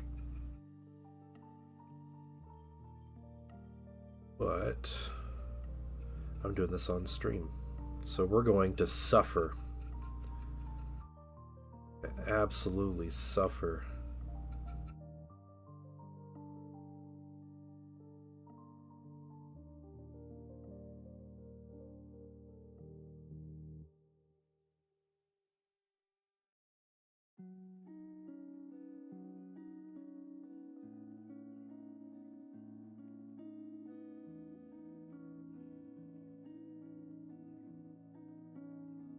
Welcome back to Twitch. Thank you, Sectrix. Yep. We're back this week.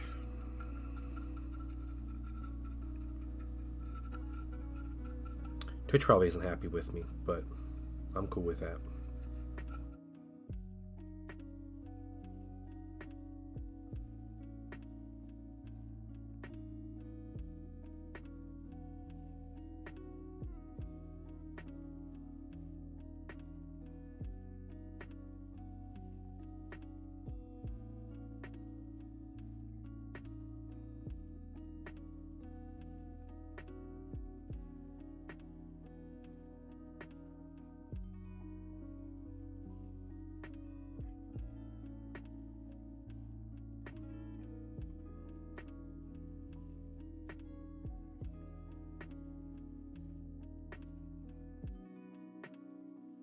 Per ad, not per opinion. Yeah, exactly.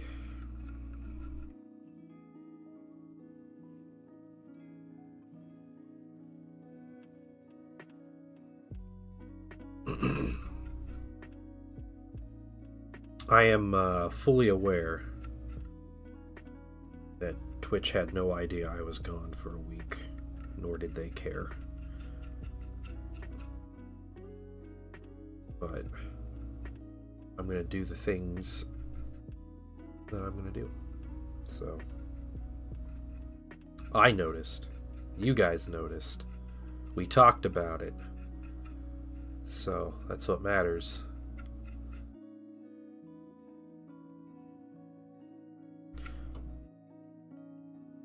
In fact, there were people that were telling me that they didn't even know Twitch was owned by Amazon until I said something was enough, made it worth it.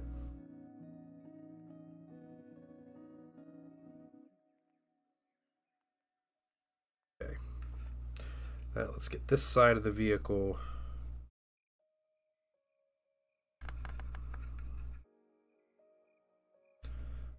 Doing good on wash, it's good. But it's enough.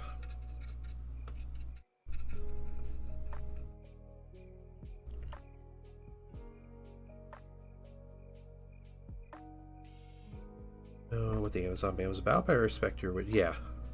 There's just a thing that's been going around, like I think they call it like an economic blackout. So like every week it's like boycotting a different like major like giant corporation.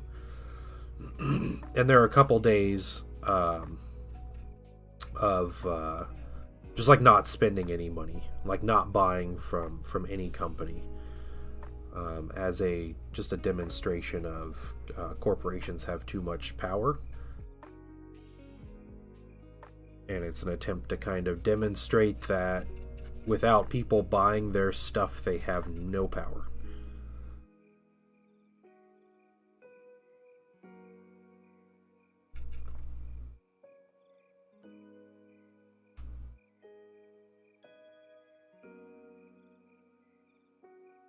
That's it, basically.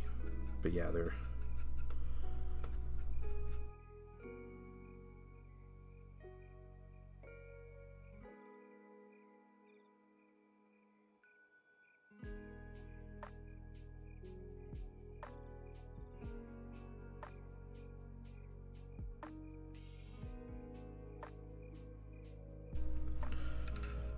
stuff you use, it's electronic, runs on Amazon. Yeah, that's true. Yeah. That is very true.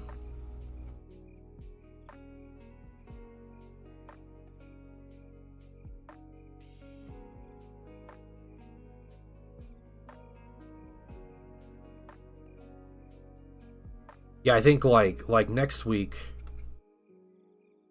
the ban is supposed to be or the boycott's supposed to be Nestle. And, you know, the thing about Nestle is they own 200 companies and they all do something different. And so it's, you know, it's really difficult to avoid everything. But I think there's also something to be said about understanding what they own. And, like, consciously, you know, like, you're like, well, I know, like, Nestle owns these companies, and this week I'm going to make it an effort to find something else.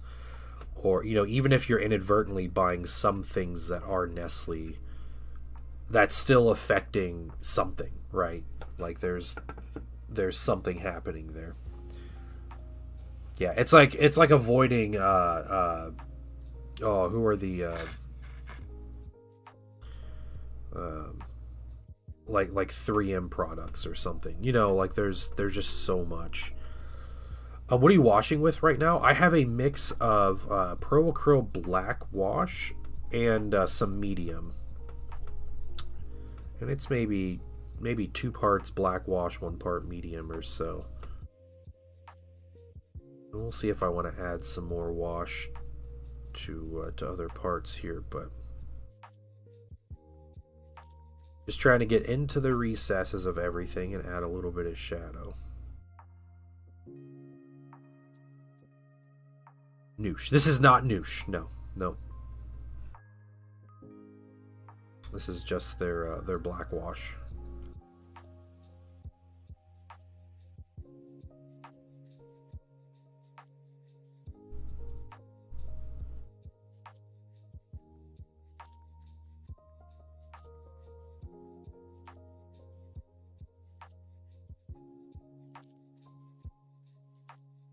They dry slow, but they're good. Yeah, that's right. Yep, they flow a lot better. They definitely have different properties than GW washes. So they're not quite like just an easy one-to-one replacement, but when you figure them out, they're good. It's good stuff.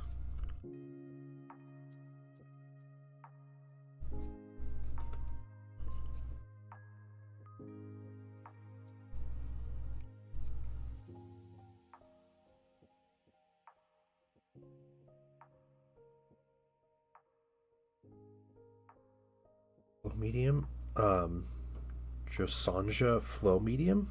Oh, that's interesting. Okay, I've never heard of that. Do you have a link you could post on Discord or something? I could look that up. Yeah, Broker washes are good. Their brown wash is the one that'll probably be most disappointing to people. I know their flesh wash it's very strongly pigmented, but it's really good. It's almost like a Gilliman flesh, with how strong it is. The black wash is also really good. It's very comparable to known oil. It just has some different like flow properties to it. The brown wash though is pretty significantly different. It's a lot more of a brown wash and not a black brown wash. So it doesn't like deeply color and like grime up things like Agrax Earthshade does. So doesn't do that at all. Sigilling. Thank you, man. I appreciate it. Interested. Okay. I'm gonna give that a minute to dry. Back home. Nice. Back to purple site. Yep.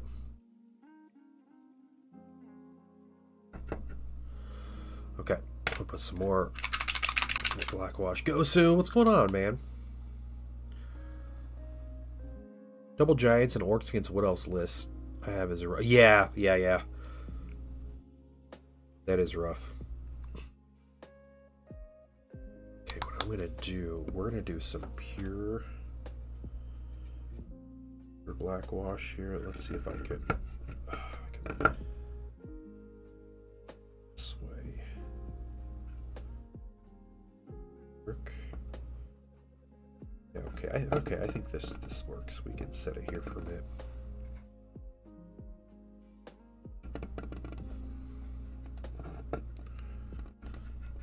We don't have to worry about getting the underside of this too much. But I want to give a good wash on the treads. Catch all these shadows.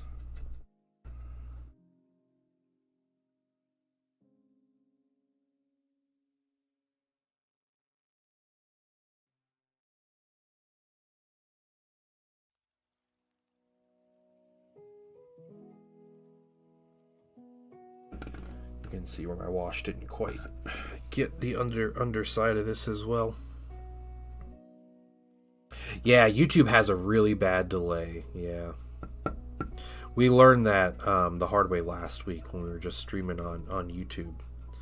People would ask questions, I would answer them as soon as I see them, and they get the answer like 30 seconds later.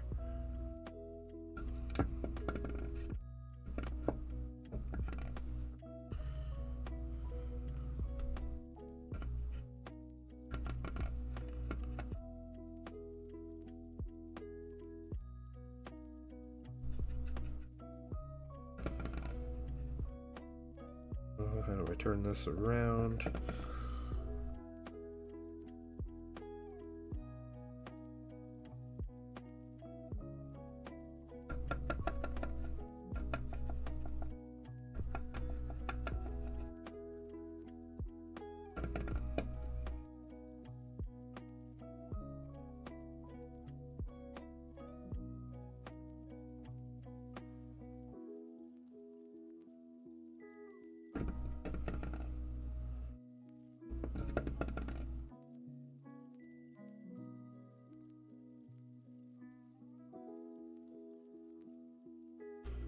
Okay. Cool. Thank you, Sectorix. I appreciate that, man. I'll check that after stream. Barely slept last night, but you're up trying to be productive. Nice, dude. That sucks. Sucks you didn't sleep well.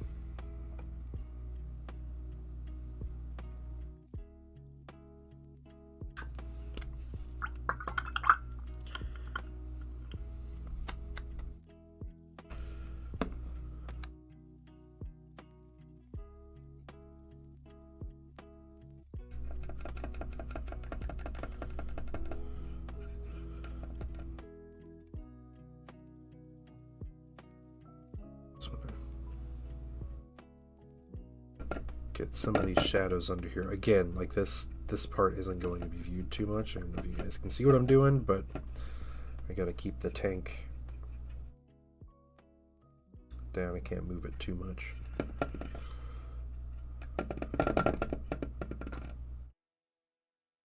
Oh yeah, you guys can see my slop job here.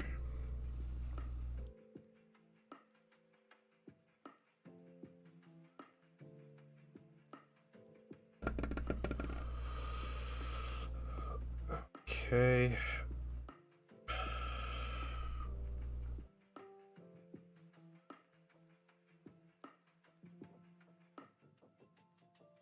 Yeah, with an airbrush, this takes like 2 minutes.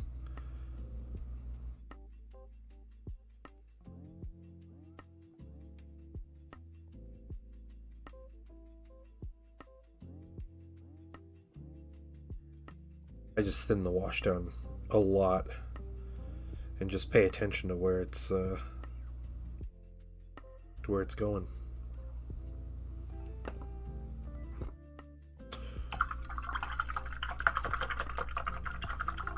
Yeah, the bottom of it's all different colors. That's great. That's great. Virtus Praetors. Oh, cool.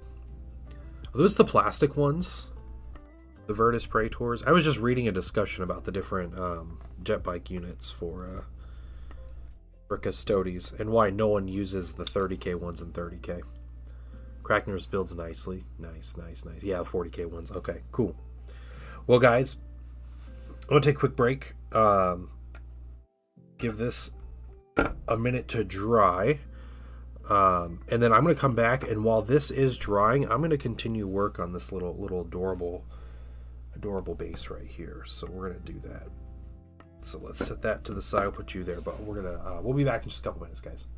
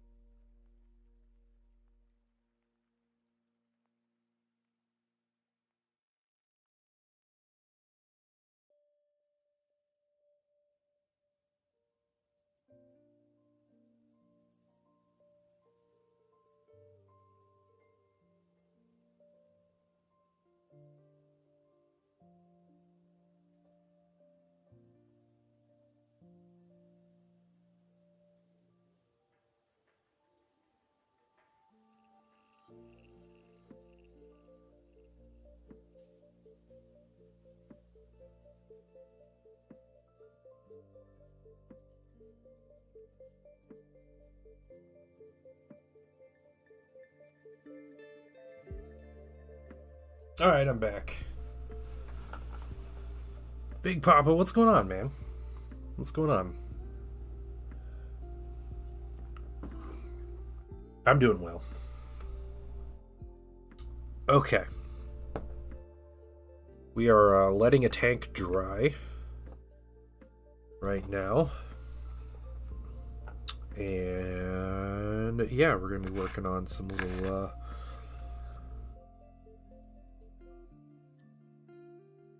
adorable baby demons.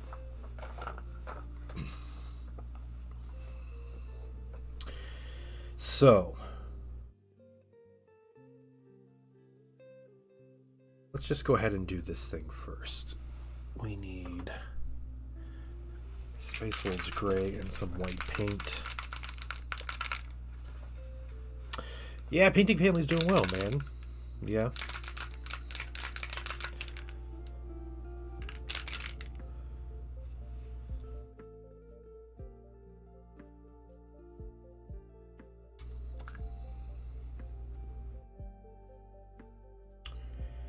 We have spring break week coming up.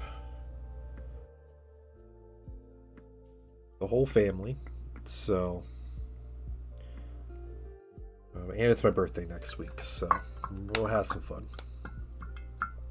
Painting Son wants to stream with me next week, so I'm gonna print him some minis, and he's gonna paint with me. So we'll be doing that one day next week. Got some gray here. Yeah, thanks, Aslan. Yeah, I appreciate it. One of you.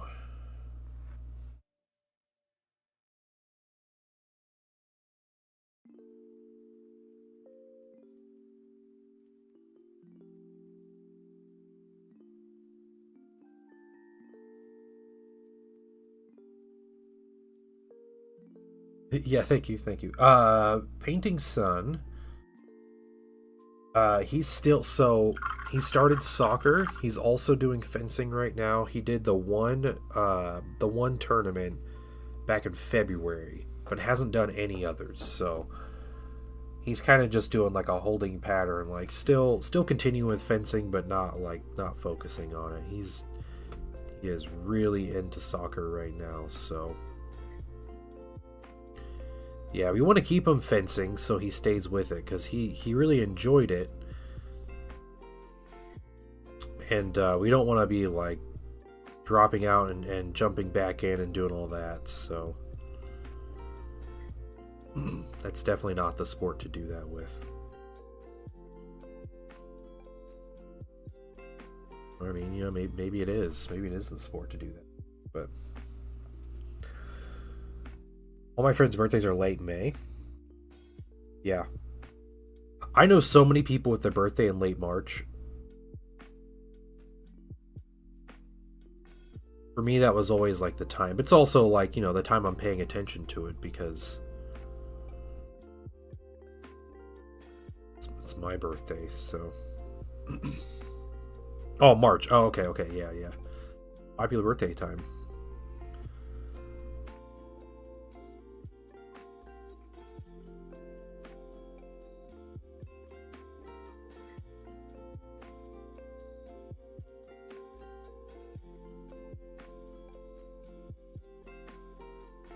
Yeah, I am an assistant coach for his soccer team, so we just started practices last week, and we'll be doing more tonight. It's practice night.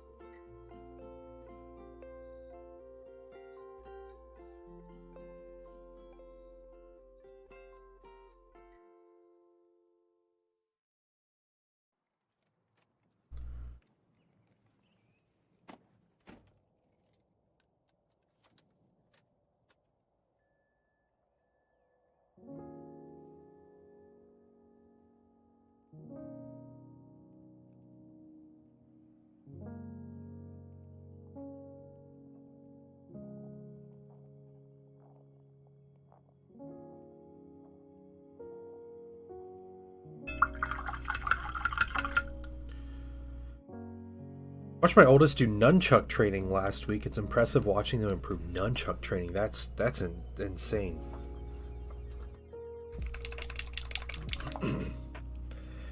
Yeah, we found a fencing club, and my son's been a part of it. He's been doing it for, I don't know, 4 or 5 months now.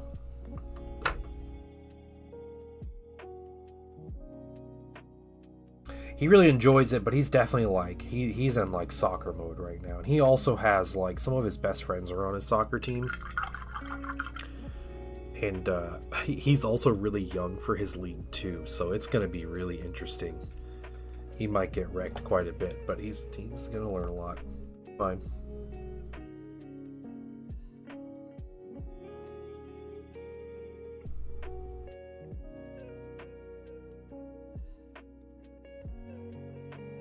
This experience cannot be worse than his baseball or his basketball experience, which were both horrid, so I'm not concerned.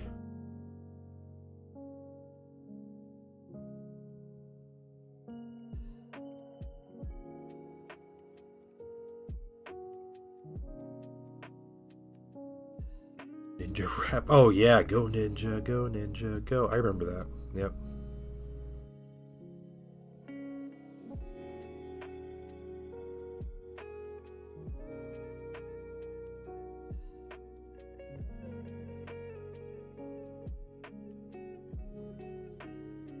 Classic. Absolute classic.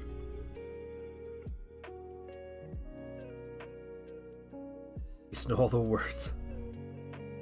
I watched that movie maybe once when I was a kid, and then as a teenager, a friend of mine bought, I want to say the DVDs for it. And we used to hang out and watch all the most random DVDs he would buy. I think he would find it in like the $5 bin at Walmart or whatever. And he would just buy a bunch of DVDs and we'd watch all these old movies. But yeah, Ninja Turtles is great.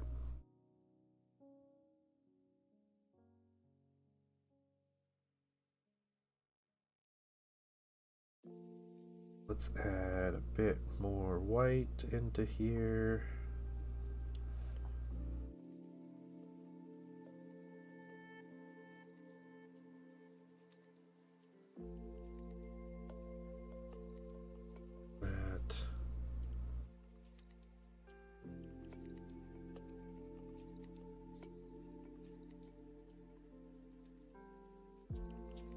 too much on my brush.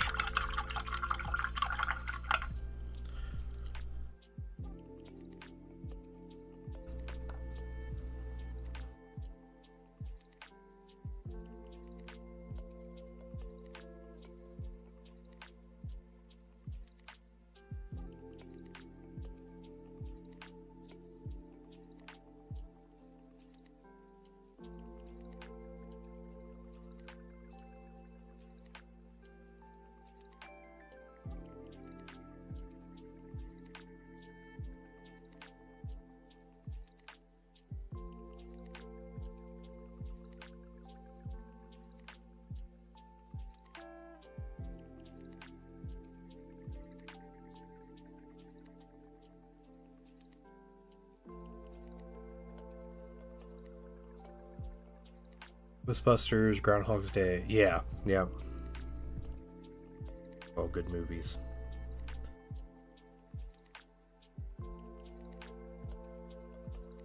Okay, I think that's good for the smoke. I think it matches the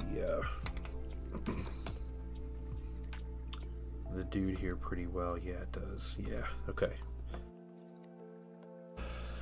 Pick up any good books. She was... What is she reading? She's reading a book called Children of Ruin, maybe? I think that's what it's called. It's about like humans and they're like trying to influence like terraform planets or something, and they accidentally evolve these species of spiders on this Earth-like planet and they start becoming more intelligent, so there's like a whole thing about that.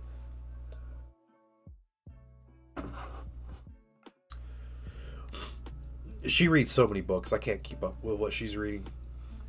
But I remember her talking about that one, so.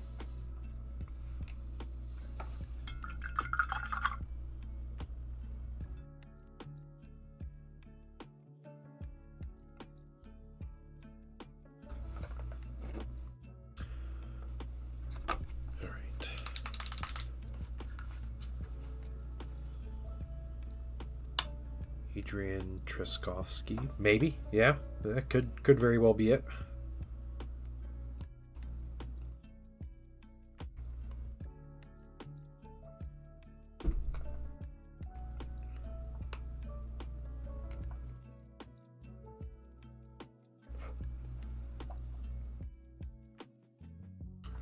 Okay, you out.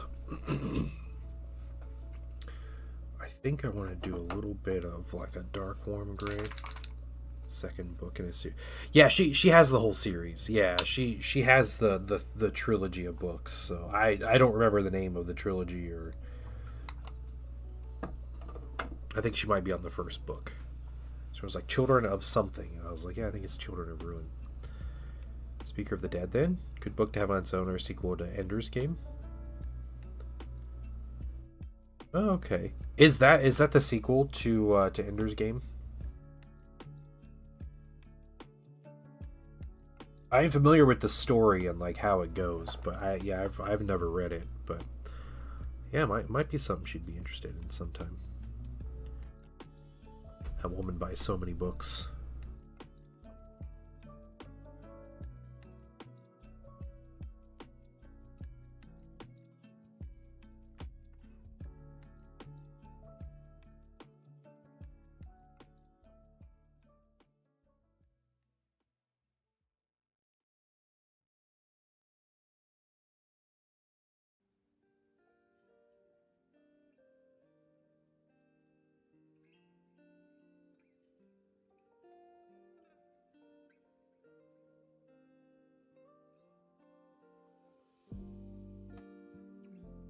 Yeah, we're trying to do a we got a Patreon goal.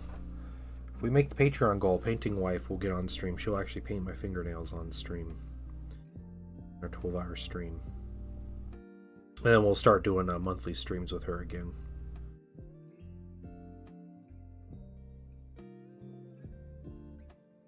I did tell her that we can play video games and stuff sometimes on stream, so it won't all be drawing pictures of Primarchs. We'll do some fun stuff too.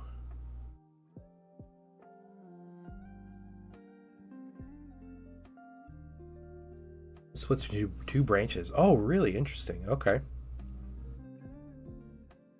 It's a good book. Oh, good to hear. Interesting. Okay.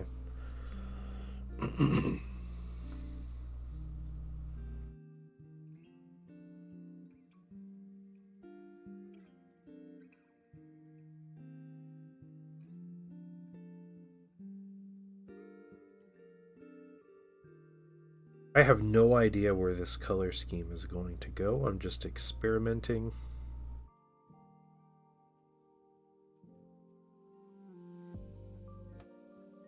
I'm trying to do like a little more like grays and blacks into the scheme. I don't want something that's so obviously Zinch. I want it to be a little bit weird and desaturated.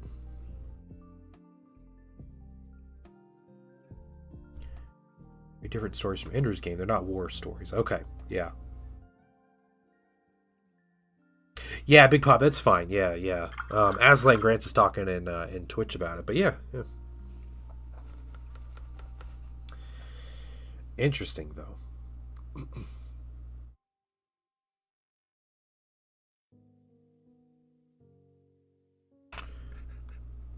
Okay. Mr. Scorpius. We're gonna flip you upside down for a little bit. Have here, you're still oh man, there's a lot of second.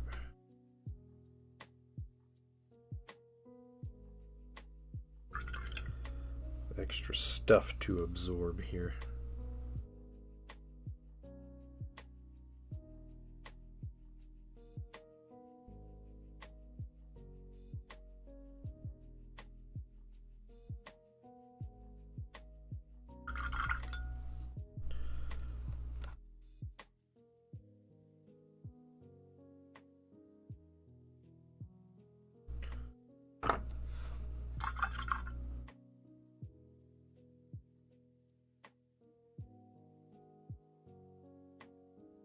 Okay.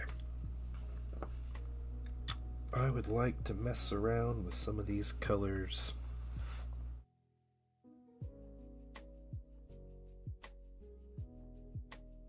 I don't even know how to go about it.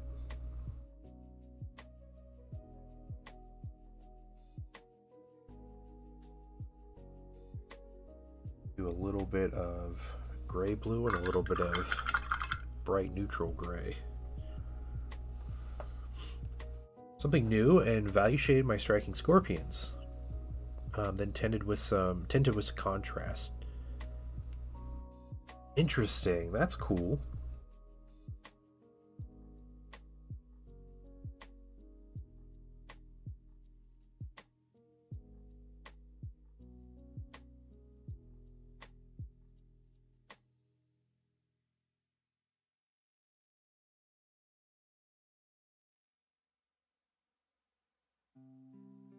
Yeah, that sounds like a fun technique.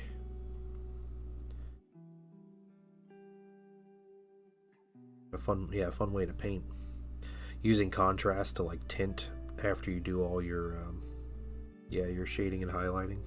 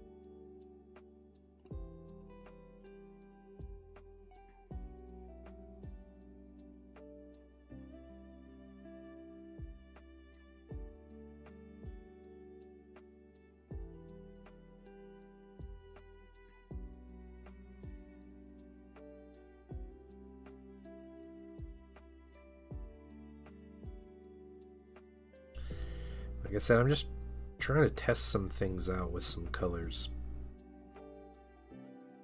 I have painted an entire one demon ever.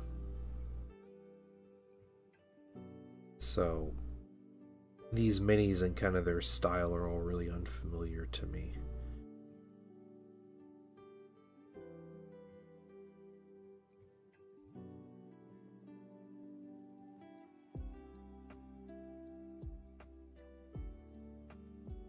The one demon I painted was Kairos Fate Weaver.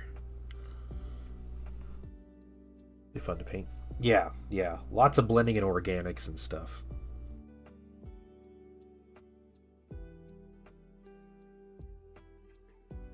Yeah, I'm looking to try to do something a little unique for a color scheme, so it's probably going to make it a little more difficult, but these are good little minis to experiment on.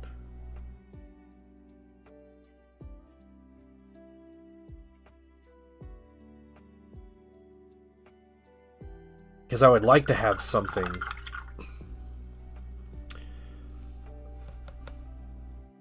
to to expand on, for some Ruin Storm demons. So this actual character here can summon in some demons for me to fight with.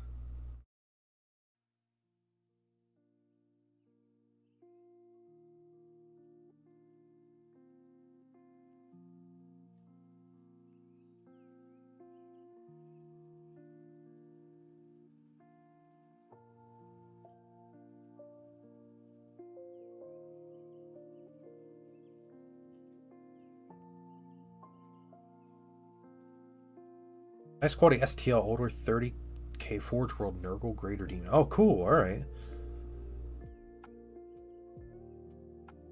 Septic Tank. I think I know which one you're talking about. Yeah. You're talking about like the Ogren ones from Vrax? Are those the minis you're talking about? From like the old Imperial armor?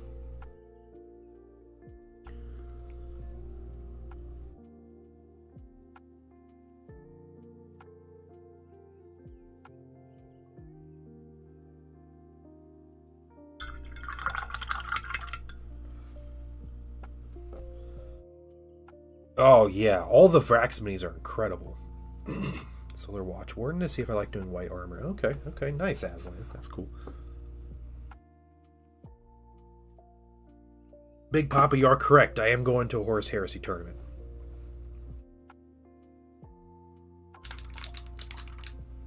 Yeah, let's see it, dude.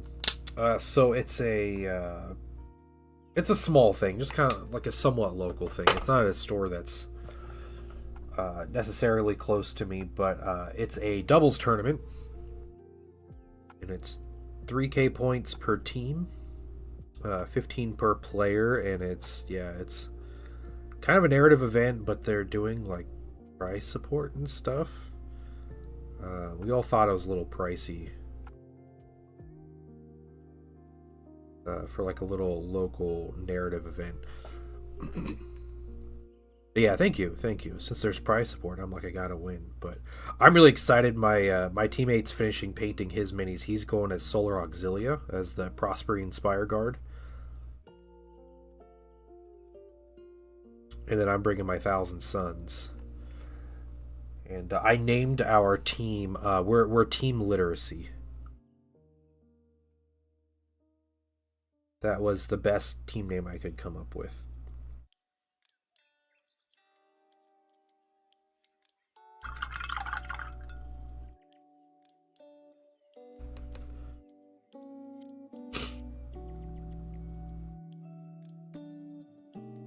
No, Aslan. It's we combine our army and make a 3. It's 1,500 points per player, and we play on the same board, so it's 3,000 points per side. Yeah, just like 3 rounds of that. Yeah, it's nothing like complicated or crazy. It's just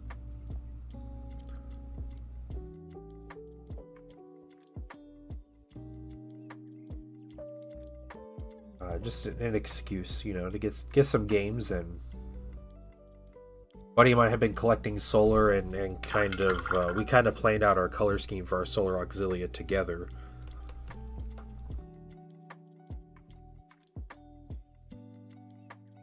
So it works out pretty well that we get to actually play in some games together. it's cool. We have a couple little tricks up our sleeve that I think will be fun.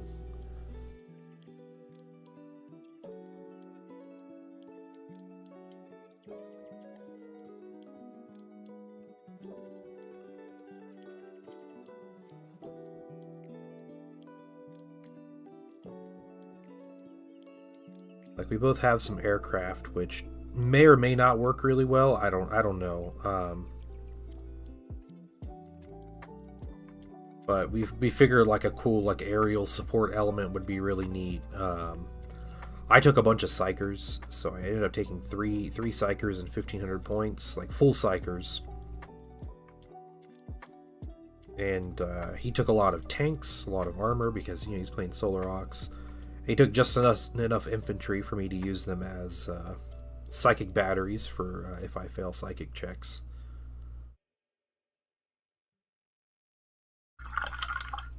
So yeah, it's all pretty cool.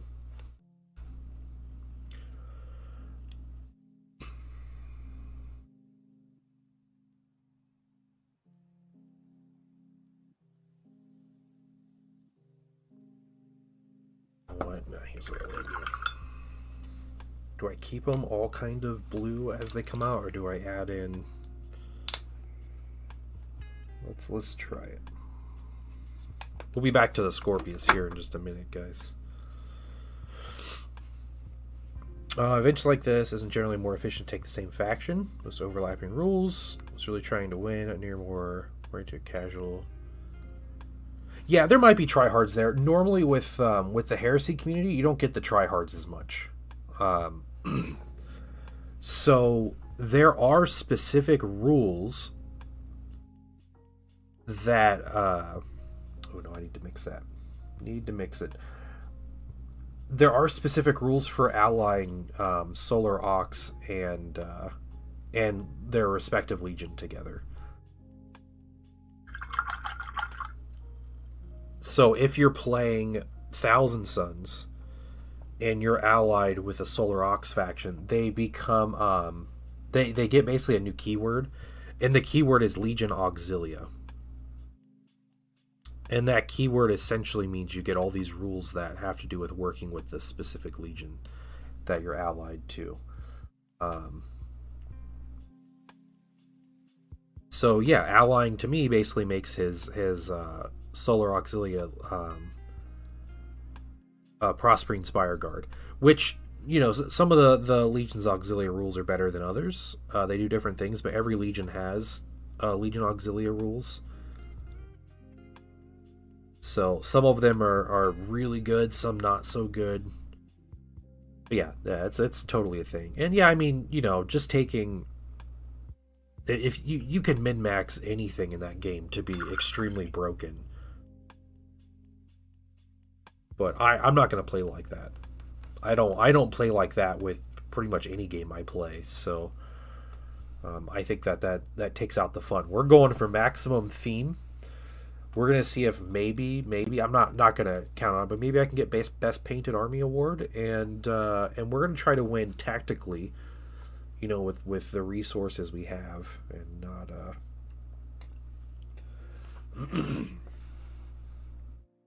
not by just taking broken things. We can do little eyes on this guy. Do him. It's nice white blue.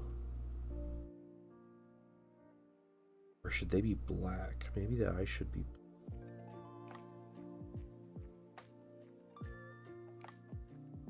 So I took Corn Demons. Ended by a tryhard each game. Yeah, that's 40k though, dude. Yeah. That was the 40k tournament I went to. Was all that. Yeah, and I haven't played 40k since. In any actual real capacity. Where I've been to half a dozen Heresy events, and there's one guy in our group that takes a list, and he always wins taking this specific army. And what's funny about it is, we all kind of complain about it a little bit. We give him a hard time about his army, and it's not that his army is overpowered or anything. The issue that comes from his army is it's all deep strike focus, and deep strike is a very all in play style, especially with his whole army deep strikes, and it's super easy to counter. It is extremely easy to counter a deep strike assault army. It's very cheap, and you can just melt them when they land. Like, you just completely destroy a deep strike army when they land, and then there is nothing the game's over on turn 2. The thing about most people when they play 30k, they don't do that, because it's considered really unfun to like directly counter another player's army by just like unit selection. Like, that's not fun. You know, like, if everybody I played against took a librarian with a psychic hood and just like countered all my psychic powers, like, that would get pretty old pretty quick. And people are really cool, they don't do that. Also, you know, like, you're gonna play knights, like, just taking nothing but like las cannon heavy support squads. Like, that's super lame.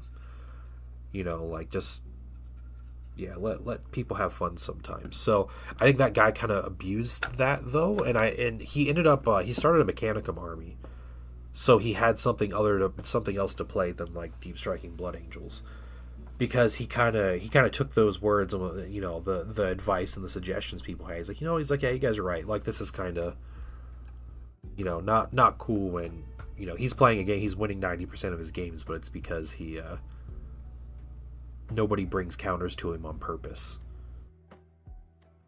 You don't want to spoil someone's fun, right? Like, he takes a list of deep strike, and it seems, you know, like, you have your theme of deep striking, which is a Blood Angels thing. That's fine, but it's like counter fun to like completely counter that. Now, if I play him again and he brings Blood Angels, I am hands down going to bring all the anti deep strike tech, because I know he's going to try hard, and he's, you know, he can be a tryhard with his Blood Angels, and that's fine. But I'd make it clear ahead of time that that's the kind of game we're gonna play if we're doing that. I like this little demon. I don't know, it's simple. It's simple, and I think I might stick with it for now. I think what I need to do though, I think I have to move it. Yeah, because this guy has to really come up. He's got to put his foot up there. I think I need to turn him almost like that. So I think that piece can come right here. Yeah, a little screamer is so cool. I'm glad I ended up putting this on the base. I do have to pop it off, though. I have to pop it off and move it over. I have to glue him on the base, and then I glue this in. But yeah, just mess around with a gray-blue and some grays. Yeah, a decent little demon, so I like it. Cool. Of course, this is all still drying. It's the little nooks and crannies. We're gonna dry brush our white gold first, though. That's gonna be our first step.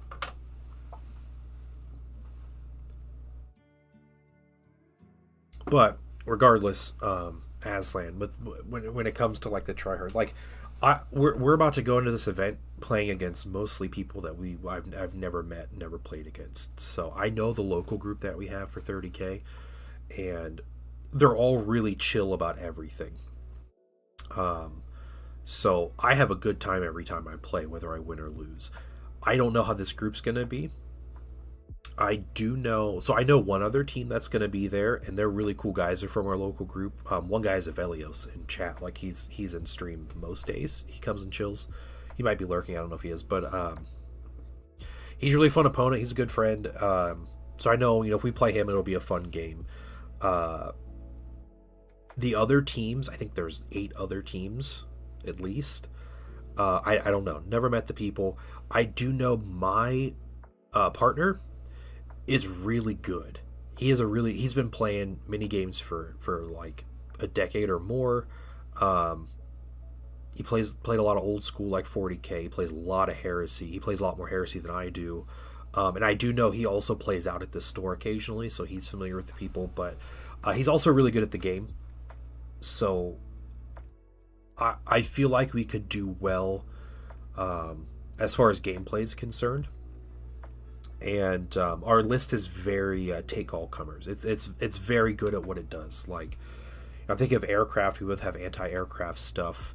Um, Against hordes, we have anti-horde. I have dreadnought with pyromancy, which will cut through any mortal armies. It'll massacre 100 troops in a game on its own, and lots of bolters and stuff.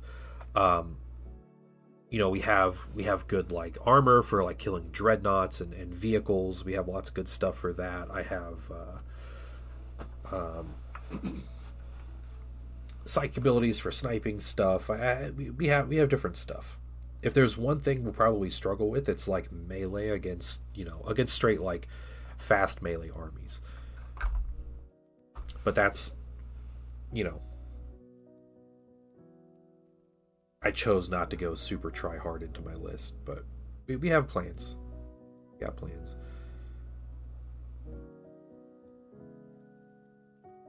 It's my what did I give this unit?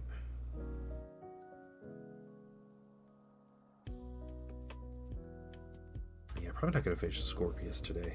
It's just not enough time.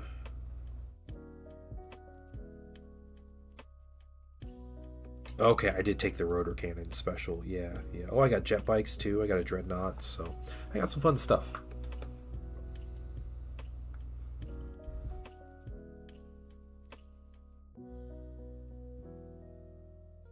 I believe every day's a good day when you paint. I believe it'll bring a lot of good thoughts to your mind. Millie Paints, hello. How are you doing today? Welcome. Welcome in. Thank you so much for the raid. Welcome everybody. Batman the Glorious, Classic Gary. Welcome. Millie, I saw yesterday you had an insane stream going on. What was happening? People were loving the Ultramarines that much. I was on Twitch for a few minutes before I started streaming, and I was like, holy crap. And then when I got off streaming, you were still streaming with like 2,000 viewers. Absolutely insane. That is terrifying. Yeah, welcome everybody. Hey guys, I'm the Painting Dad. I just chill and paint minis most days. That's all I do. She paid a phone factory in Taiwan. Okay, yeah, okay, there we go. Bribing Twitch employees. Yeah, welcome guys, welcome. Yeah, I'm painting some Horus Heresy minis. I'm also getting over a cold, so I apologize if I sound stuffy or scratchy or whatever. But yeah, there is a painting mom. Yeah. We call her the painting wife because the painting mom sounds kind of old, but painting wife super cool. So yeah, this is the progress on our Scorpius here. Still waiting for some of the wash to dry, but we're gonna mess with some colors, man. Thanks for coming in, everybody. I painted this dude yesterday for a tournament. I have to varnish him and do some weathering and stuff, but we got a little character painted. Here's his base. Just a simple little base design. It's a 3D printed base topper.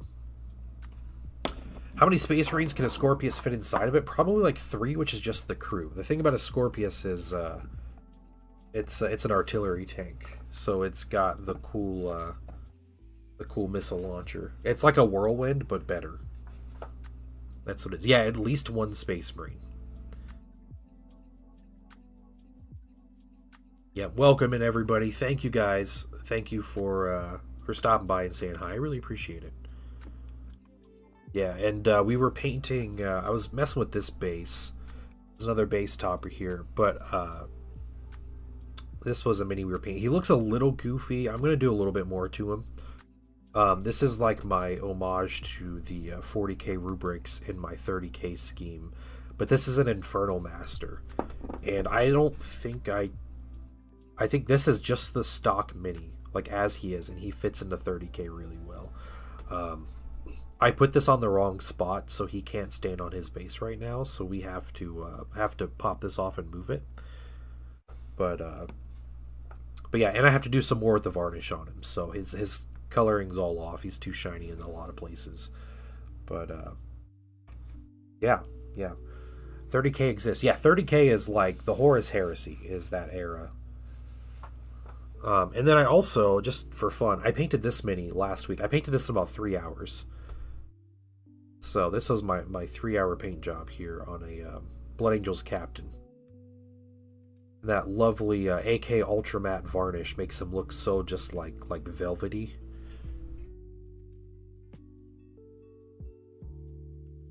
Horus Heresy's best Heresy. That's true, Dante. Yeah, yeah.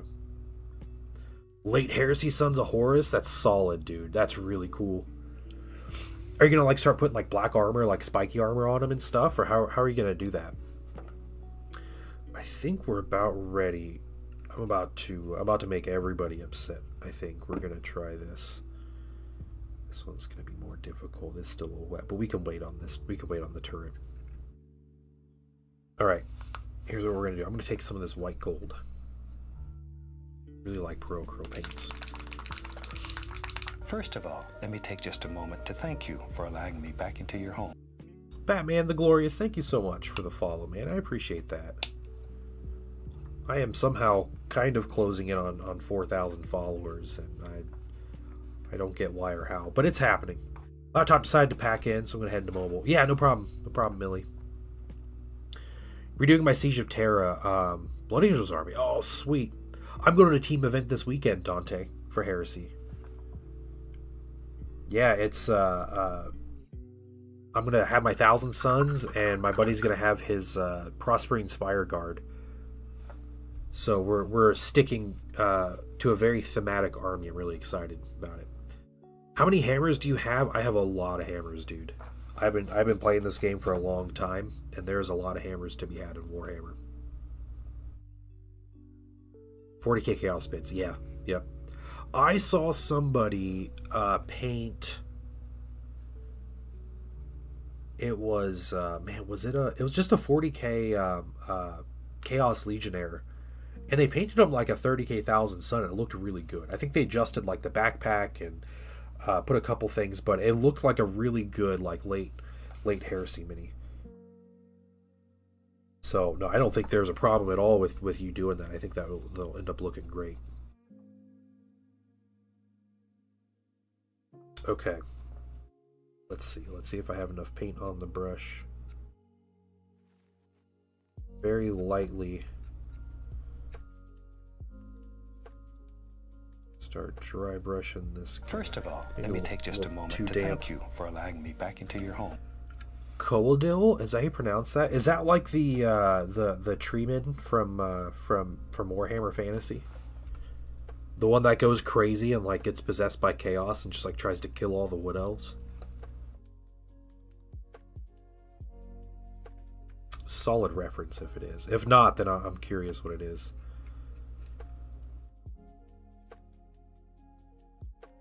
Yeah, the Tree Man. Yep. Yeah, it's a similar name. I love it. I got it, dude. I love Wood Elves in Warhammer Fantasy, so.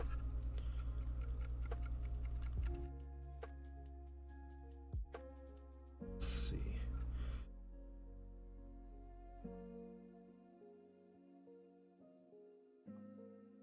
This brush isn't working. I'm going to blame the brush. Warhammer has ints. It does, yeah.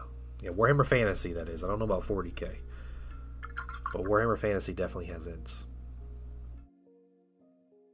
They're a little more angry, a little more genocidal in Warhammer Fantasy than they are in Tolkien's universe, but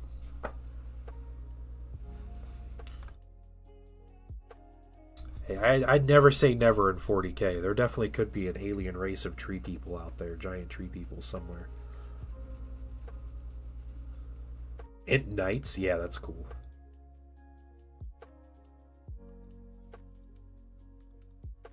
Maybe they do take 40,000 years to finish a conversation. That might be why they're instant 40k. Okay, let's try another brush. This one might not work either.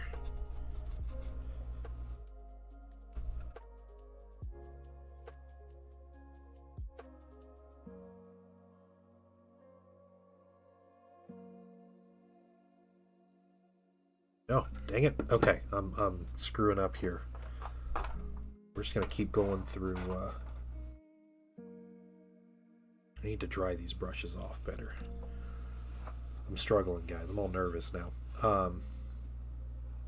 Was it kit bash? A kit bash is when you take like multiple like sets, and you kind of take parts from each one, and you put them together, and you make something new out of it.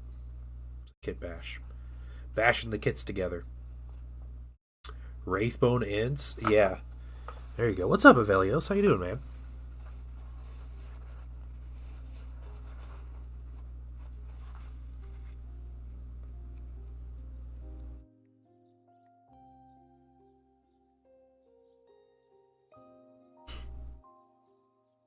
Hey guys, I am streaming on Twitch and YouTube.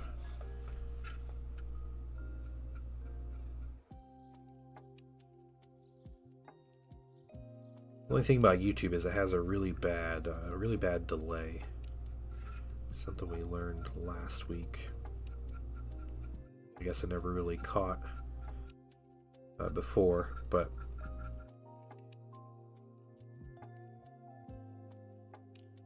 this is better. Yeah, drier brush was the better idea here.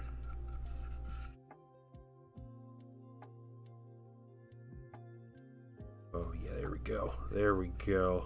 Getting all those corners, doors and corners.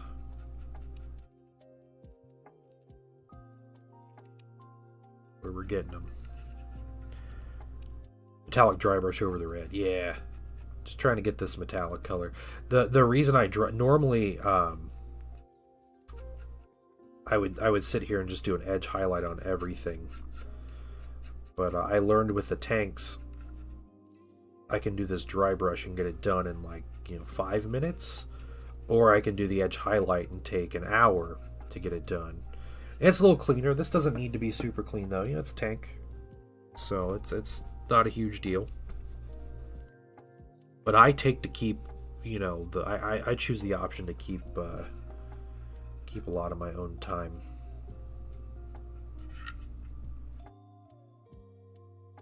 Not waste it doing edge highlights on a mini. That's for me. Try to avoid these other colors though. That's the hard part.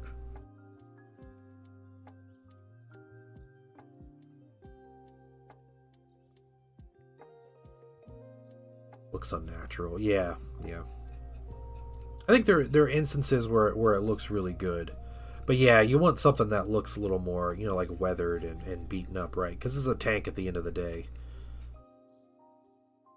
Even the Ultramarine tanks are going to have a little wear to them.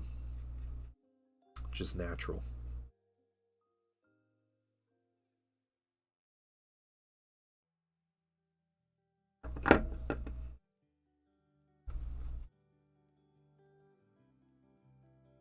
Back into painting minis myself. Nice. There we go. Yeah. Day's going well. You're making good progress, though, man.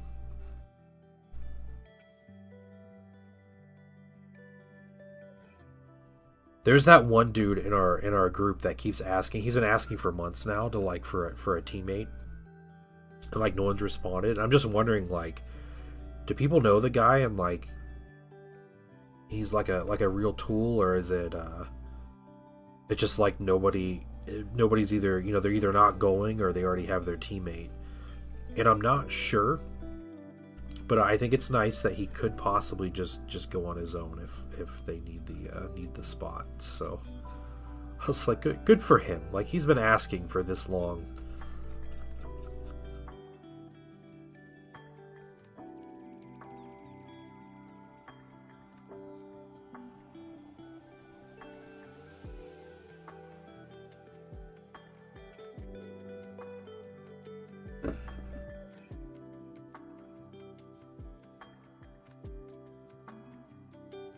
It's an anathema to you. Yeah. This takes forever.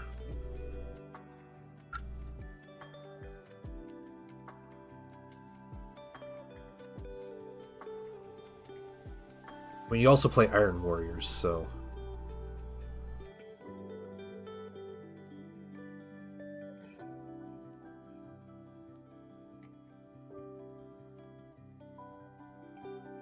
Yeah, we're essentially just doing like a dirty edge highlight.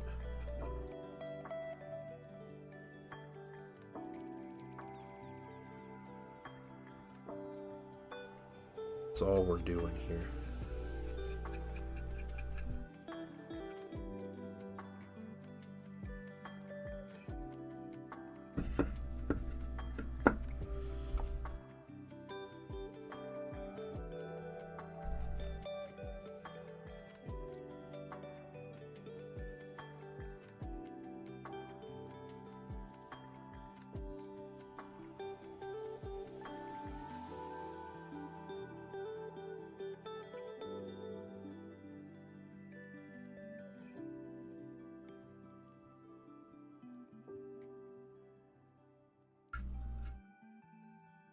Try and sneak some Iron Warriors Predator to paint this year. Once you get through some 30k Mechanicum, nice. Are you going to print them or are you going to buy them?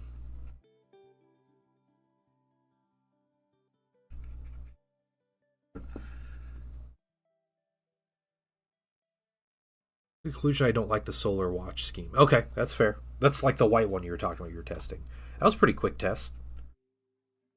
But hey, it's good. You're figuring it out quick. Hey guys, I want to let you know, I am doing a 12-hour stream on April 18th. I'm going to have details on Discord. I'll talk about details. I'm more than happy to answer any questions you guys have. But we're doing a lot of fun stuff. I'm going to paint like a dozen or more tanks in 12 hours. I'm currently 3D printing some tanks, and they're kind of a unique tank design. Actually, one's made by Maker's Cult. They look like Star Wars ATTs. They're incredible. I have 10 of them. I have 10 of them in the process of being printed. I've printed all 10 hulls as of yesterday, and I'm working my way through all the other pieces for them. So I have a lot of pieces printed, but still working through. I got a checklist. Yeah, 12-hour streams are fun. They're exhausting, but man, they're a ton of fun. My wife is going to join me on stream for a little bit. If we hit the Patreon goal, she's going to paint my fingernails on stream, which may turn out to be hilariously bad. I don't know, because I'm going to sit here like this, and she's going to paint my fingernails at whatever angle she can figure out. My son wanted to join me on streams. He might join me on stream and paint for a little bit. Painting Son's, he's great. He's 8 years old, and he loves to paint with me. He loves to talk. So you want to hear some ridiculous stories the kid has them in spades. Matching the Thousand Sons Metallic Red. That'd be incredible, Aslan. Yeah. Patreon is going to vote on the color. So I don't know. I feel like people are scheming already. We do have to hit the Patreon goal for that to happen. But yeah. It's probably going to be something that they're going to try to embarrass me with, but I'm looking forward to it. Should be funny. Get my wife to paint clear red on my fingernails. That'd be pretty awesome, actually.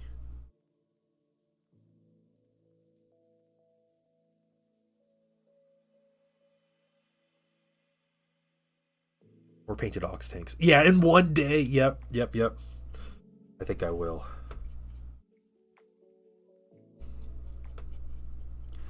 To be fair, Evelios. Oh my god. Yeah, she just airbrush. Oh yeah, airbrush the Tamiya red and just like we can't even stream here. I'll just be coughing up a lung.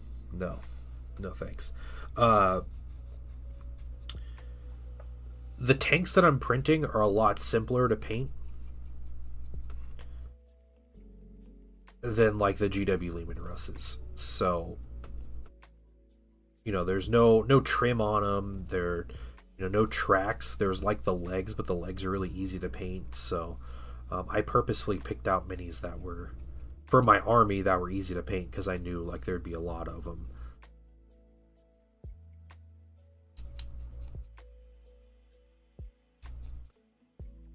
No, the one Lehman Russ I have took me forever to paint. Maker Nails 30k Space Wolf colors. Don't do that, dude. No. Of all the colors, that is the worst. The absolute worst. Narzok, you're painting 100 Kriegsmen. Ooh, yeah. The Krieg minis have so many details on them, though. Like, they're yeah, they take a while to paint. What kind of color scheme are you going with them, Narzok? Is this tank for when the Psychic Guys can't use energies of literal hell to destroy their energy? Yeah. Mind bullets and ballistic missiles. You know, it's this tank is basically HIMARS of 30k. Or I guess it would be like the M270, right? Like, it's just long range precision missiles that will just destroy whatever you want. And it's like weird like box replacement of the actual missiles themselves. So respect you to let you have Space Wolf nails, man. It would be funny, but no, that sounds like 12 hours of sheer embarrassment on my part.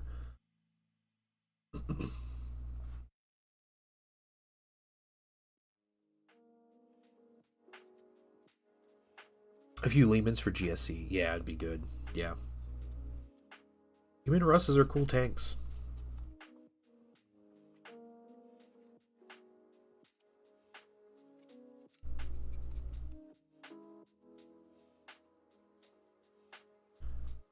It's some of the silver. Yeah, some of the red here without worrying about stuff. Okay. So, tanks so far. We got red edges on here, or white gold edges. A little messy right here, but that's okay. Good wolves colors. Yeah, the nail painting is going to be happening after that tournament. But if there's an event that happens afterwards, like, I'll go to it. I'll go. It's all right. 6 hours for one. Wow. Okay. Armor's copper, base is fire red, fluoro red, the rest is various. Yeah. 33 colors. Yeah, for 100 plus deathcore. Ooh, man. That's rough, buddy. It's rough.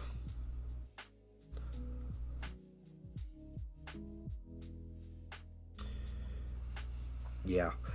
Something about the Lehman Russ without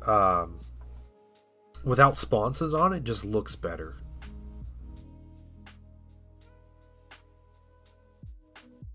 But man, the last 40k Lehman Russ I assembled was the old kit.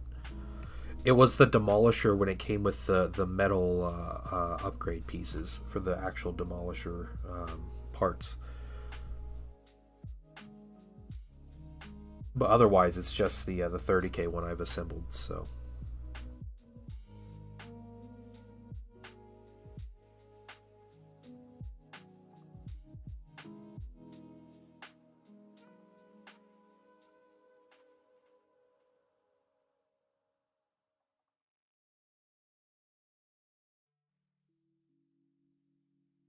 I was gonna ask if Millie Paints happens to jump on. I'm curious how long she streamed yesterday.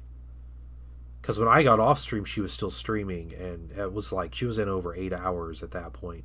Which I understand. Like, when you have 2,000 people in your stream, you don't leave. You know, you don't just get off stream.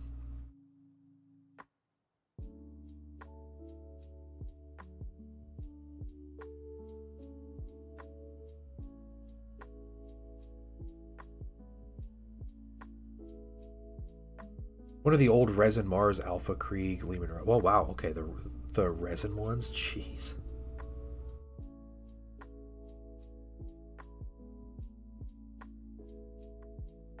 Is that just like upgrade pieces to make it like a Mars pattern, or how did they do that?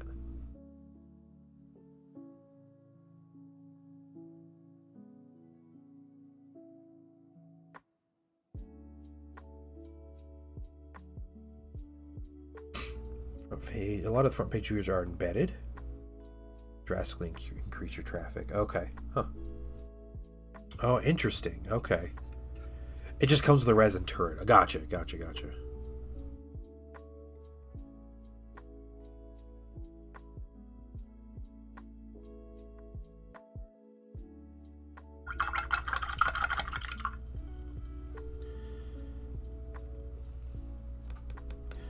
Furnace Marine in 9 hours and 6 minutes. Gotcha. Okay. Did she not do it from start to stop yesterday?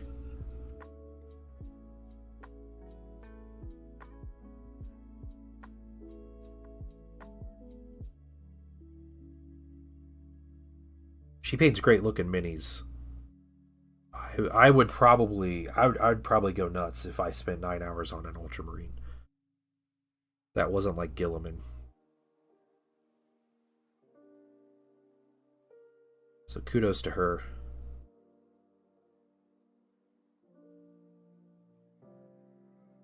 Give me 20 minutes and that Infernus Marine is done.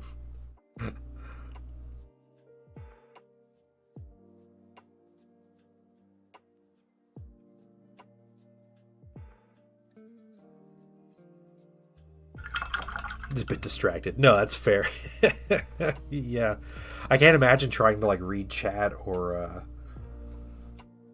just keep up with anything at that point.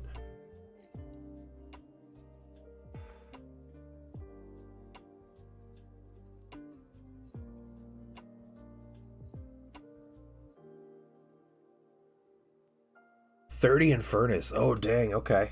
What color scheme you doing with those, Narzok? Chat was tame. Okay, well that's good. Well, good for her. It's awesome to see, like mini painters getting some good like recognition from Twitch, and she's a really cool streamer too. So, and she's been nothing but friendly to this channel.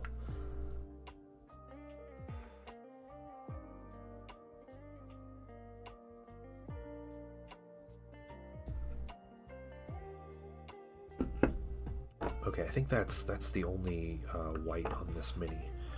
So let's just go ahead and finish the highlights on those. 30 in Furnace Marine sounds very salamanders, if I had to guess.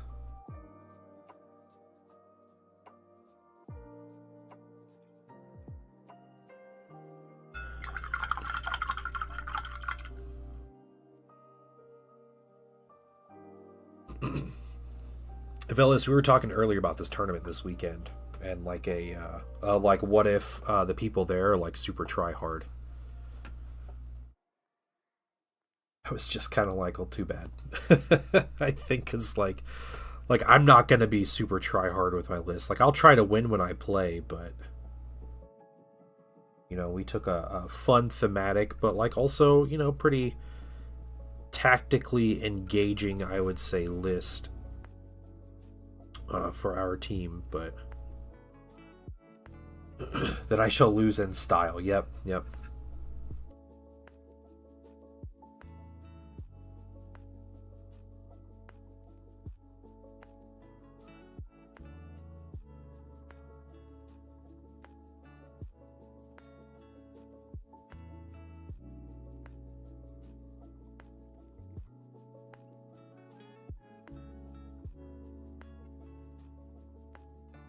10 for Blood Angels. Very good Primaris line troops, and they're really cool. Okay, yeah. Oh, yeah, that's cool. Oh, Death Size. Oh, cool. All right.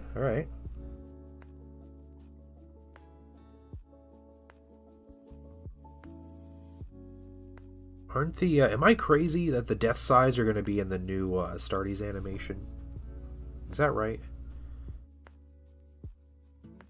Or is that like Size of the Emperor? That's maybe not Death Size.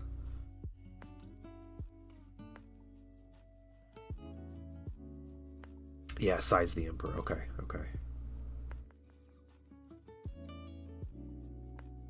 Too many Death, Emperor, and Scythe named Space Marine chapters. It's hard to follow along sometimes.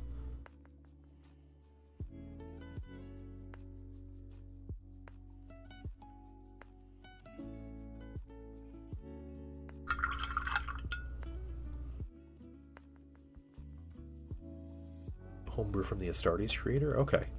If our teams match up, the battle will be legendary? Yeah. Yep, but not legendary. It'll be fun.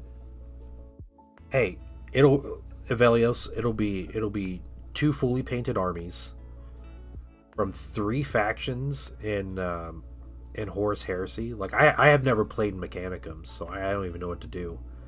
I assume just run up and hit them with sticks in close combat, but that's kind of the Space Marine solution to any mortal army.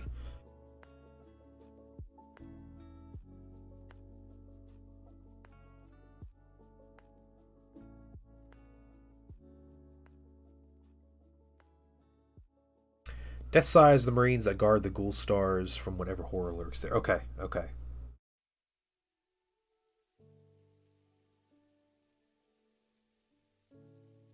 Daylight.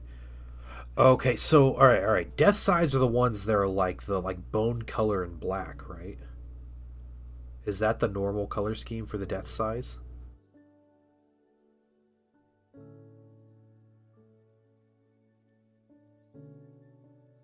Yeah, okay. Those are the ones I'm familiar with.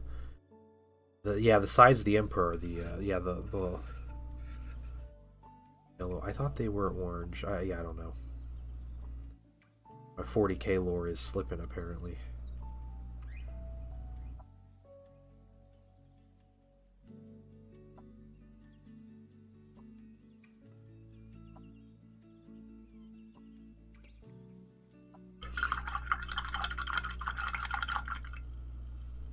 Okay. Let's back here, we'll get some black paint. Very fast, blow up tanks quickly and fall over to brisk marine shaped wind. Yeah. But they look incredible doing it. So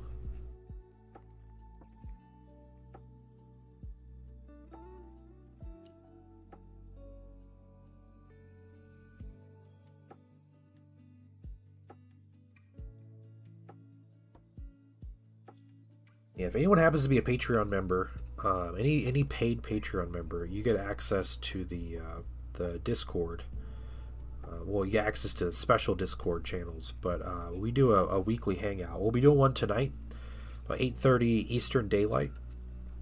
Is normally when I start. I'll hop on, and it's just like a voice chat for the group. We hang out and just chat about random stuff. Next week, we're going to be doing it during the GW preview, and I think we're all going to do like a watch along with the GW previews. So should be a fun time. We can all just kind of chat about what we like, and we can laugh at the Age of Sigmar minis or something as they come out, and all that stuff. Ogle the sci-fi minis, those kind of things. It should be a fun time. Look funny. 3 red armies and then your tan and green auxiliary. Yeah, they're like, wow, the green guys are really outnumbered. We're gonna convince your teammate to turn on you. This will be we'll call it the painting heresy. That's what we'll call it.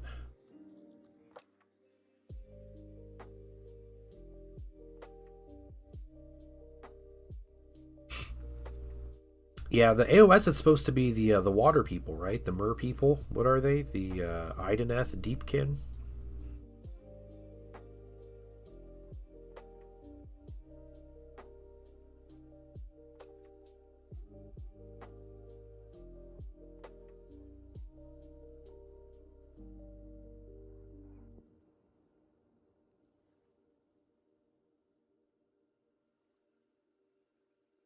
Not to be too crazy with going over this black again. This is just getting rid of any of that silver dry brush that we had. The aquatic Dark Eldar, yeah. Yep. Ideneth, Cardron, and Nurgle. Okay. Cool.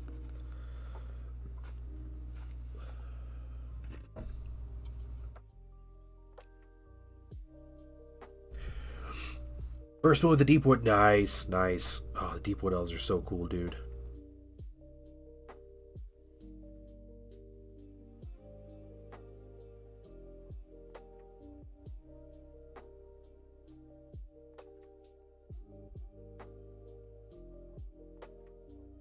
Oh, Death Spectre's not Death Sides. Oh, okay, okay. Yeah.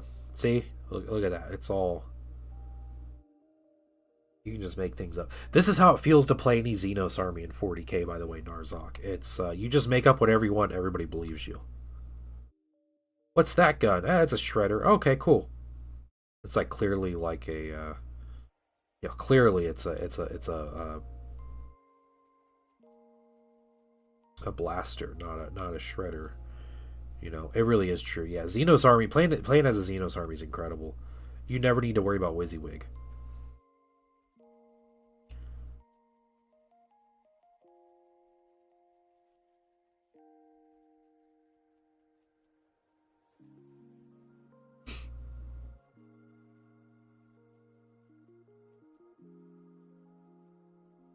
Oh yeah, see, Aslan was about to come in here and ruin your whole day, man. I was hoping you'd correct yourselves, and you did.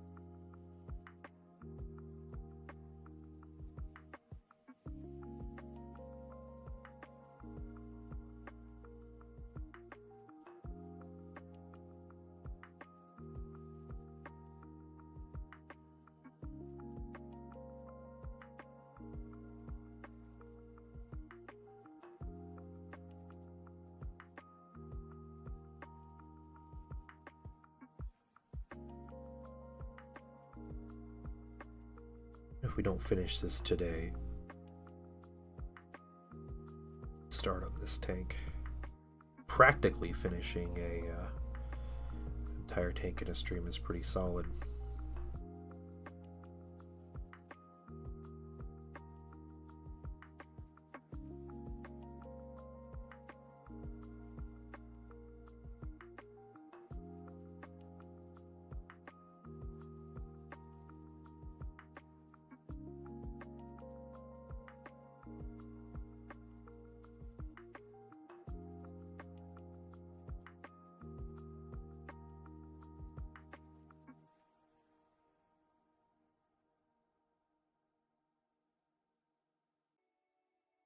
Start on my Votan vocabulary.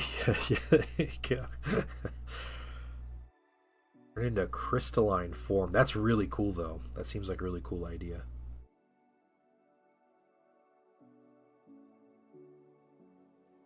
I have painted my fill of Votan, and I don't know if I could name their equipment, to be honest.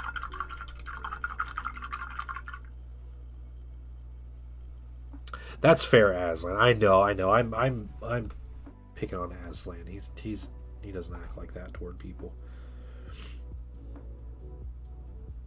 Right back in just a second, guys.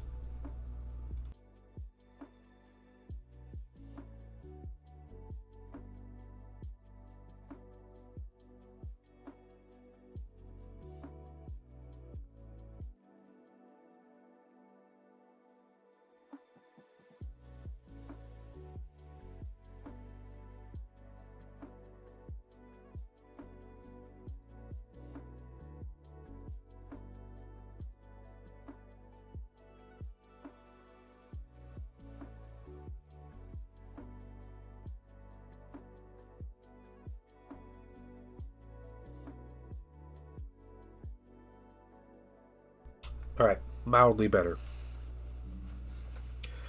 Okay. Dark neutral gray. 10 more hits with their codex. Oh man. The naivete. You will get a new plastic character and you'll like it. And that's all you'll get.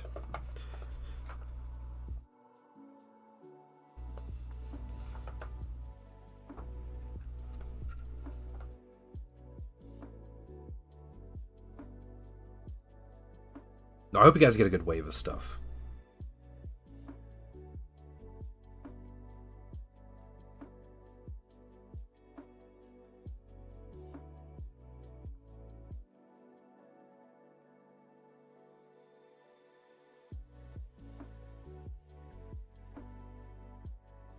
Still new-ish to the hobby.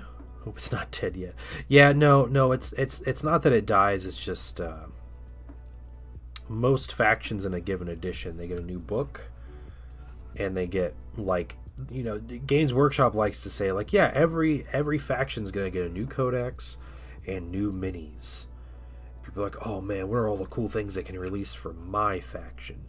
And you know, if you're Space Marines, you're gonna get a ton. If you're like one of the select Xenos races, you're gonna get a bunch. If you play Craft World Eldar or Eldari, you're gonna get a ton because they get a ton every edition. But if you play any other Xenos, like you don't get anything normally. You get a character. And as a Dark Eldar player, aka Drukhari player, for a long time, I have never gotten, since 5th edition released the rules for a bunch of units, Dark Eldar have not gotten a single new unit into a codex since 5th edition. That was 2010 when that came out. They've gotten units moved from metal to plastic, from resin to plastic. They've lost a whole bunch of units, but never has the Dark Eldar gotten a new unit since 5th edition. And yeah, maybe I'm just a little salty about that, but Gene Stealers are another one. They got like one new character, and that's it. Yeah, the Psychic Custodian, that'd be interesting. Yeah. Yeah, I wonder how that would work. It strikes to 11th. Yeah, there's no Tyranid strikes, which is incredible. Yeah. A Tyranid kill team would be cool. I agree with that. And strikes would be the perfect ones to do that.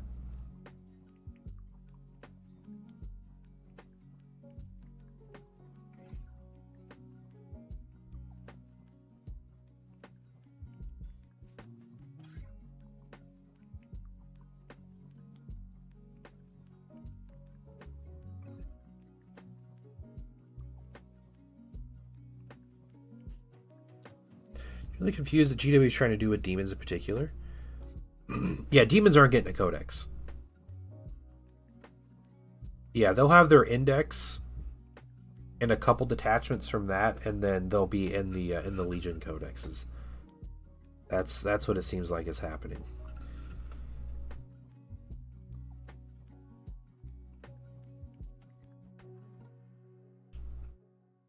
Chunkier on the highlights here.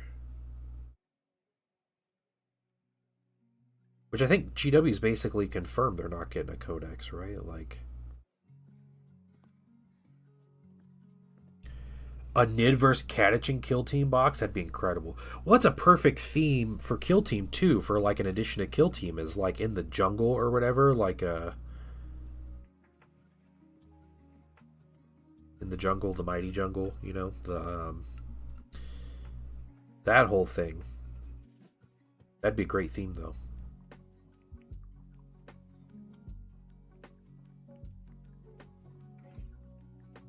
Get some really cool themed terrain out of that.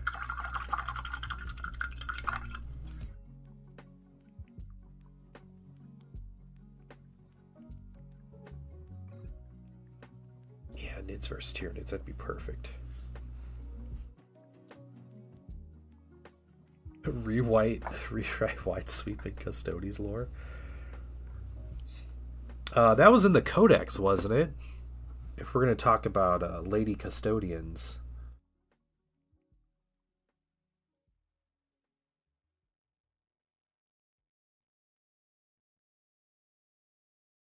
It was actually Codex lore.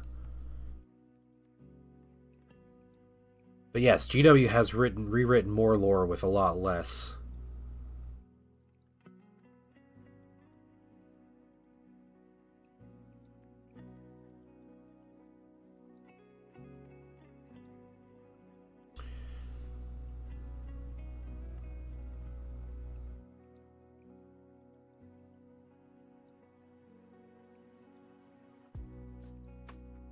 Oh, they like beat the leaks on Twitter. Is that what they did? Oh, okay. Well, I guess when Twitter bots freak out about stuff.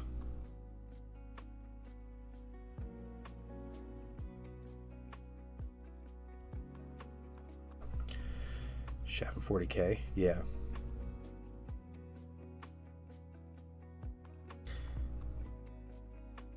Who knows? Maybe Chaos will have their day in the sun eventually. I don't know. I thought Chaos have had a pretty good addition though with new stuff.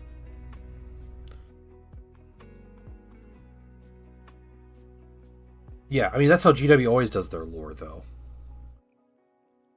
Because there's no new custodies, right? Like the Emperor isn't there making new custodies, so there would always had to have been female custodies.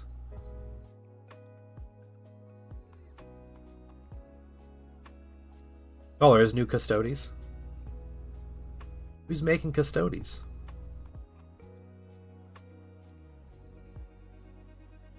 I thought custodies were like, what you get is what you get kind of thing.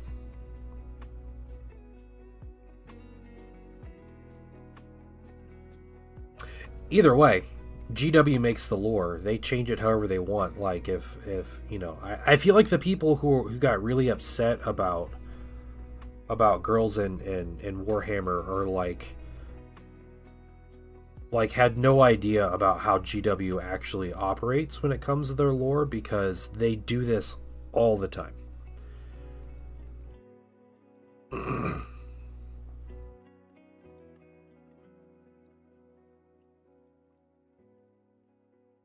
Oh, okay. So they do make new custodians. And all right, I didn't know. I thought they were just like Emperor's things and that's it.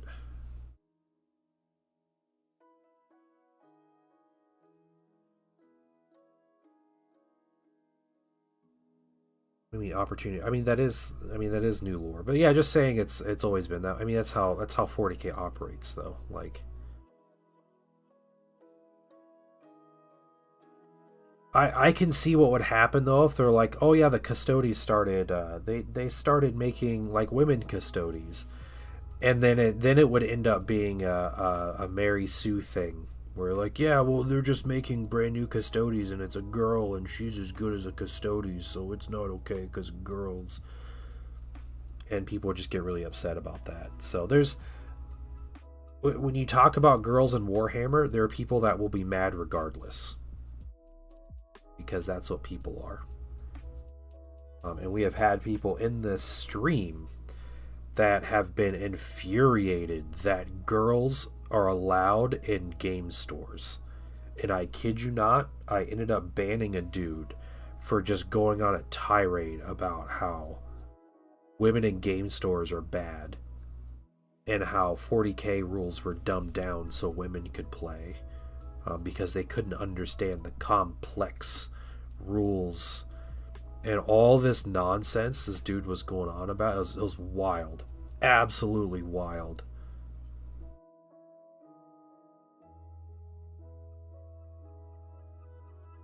Yeah, so just so you know, like those are the people that are posting on Twitter that are mad about this stuff.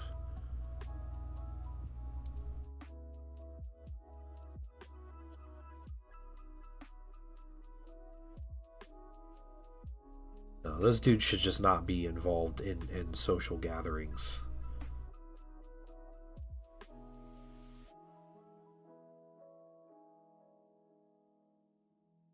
Yeah, yeah. Everybody in chat, I was like, I'm gonna let this dude go for a little bit because like I know, like as soon as he started talking to me, this guy was gonna have some really bad opinions about stuff. But yeah, yeah. Who's like, I got freedom of speech. We're like, all right.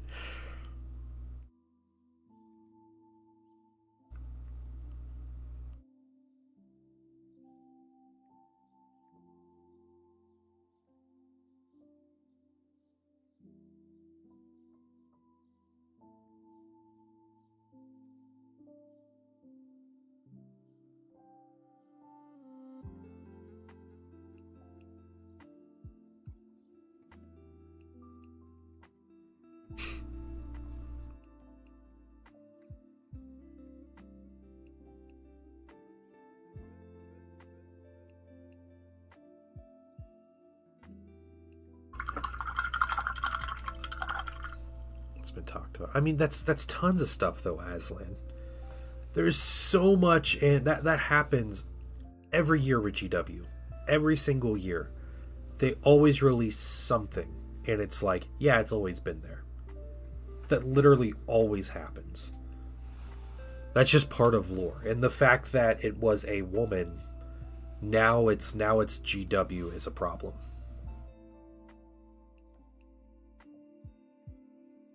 Yeah, I mean, GW's bad at writing lore, sure, but you know, it's like the stuff they did for like the Old World. You know, they re-released the Old World, and they like hand waved like, oh yeah, Skaven are underground right now. They're not doing anything to hurt anybody, and the vampire wars are over, so vampires aren't doing anything. There's no undead in the world. That's why none of your favorite factions are going to be in the Old World. Not because these factions have minis in the Age of Sigmar, and that would be competing, you know, in with our sales for Age of Sigmar. That's not why. You know, it's like they can write the lore. They can make up any of the excuses or reasons they want for how things happen. But I never heard people complaining about that aspect of the lore. In fact, when I went to argue about how that was dumb, I had people complaining at me. They were like, well, yeah, no, well, the vampire wars were over, so there wouldn't be vampires in, you know, in the Old World setting. But it's like, you don't understand, like, that's literally just GW saying it so they don't sell the books, right? First of all, like, let me take just that's a all moment it to is. thank you for allowing me back. Francis, my son, how you doing? Thank you for the follow.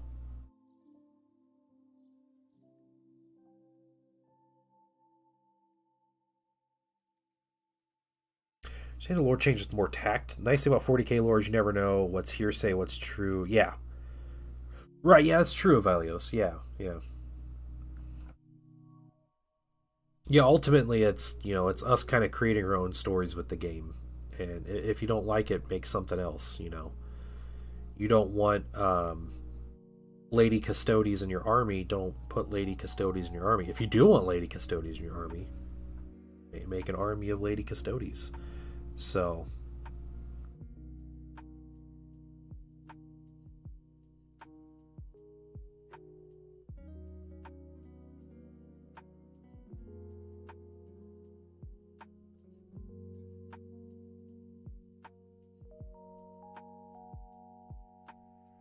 yeah, Aslan, that's also one example of things.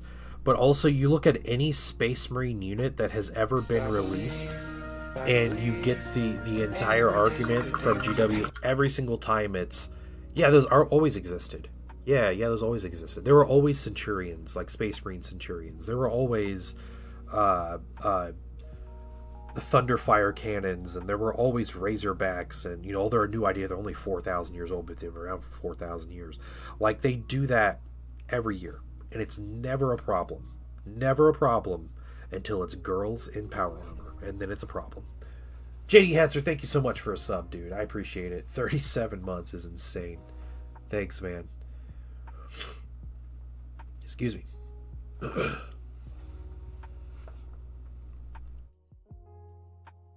Yeah, I don't know if we're just talking past each other or what, but, like, yeah, GW's bad at writing lore. Okay.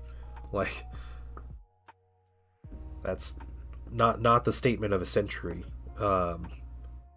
They could handle writing everything better, but they don't. And the fact that people cry about it is insane, that this is still a sticking point and has to be a point of discussion.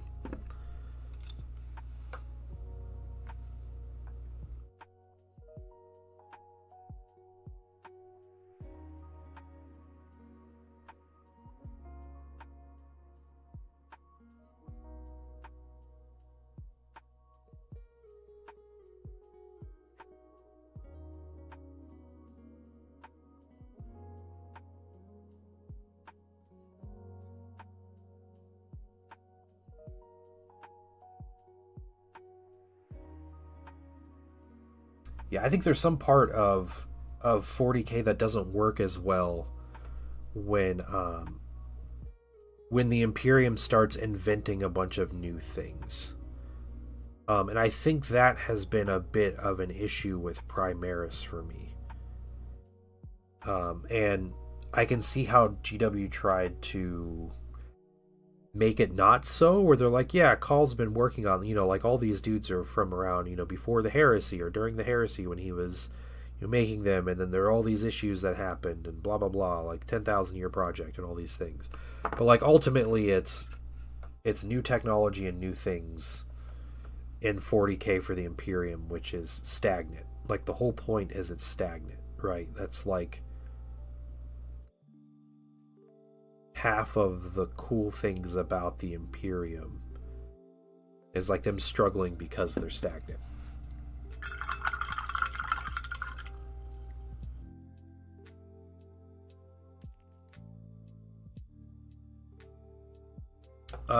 Girl Space Marines or girl Custodians don't affect the narrative. There's absolutely nothing about the narrative that changes with girl Custodies.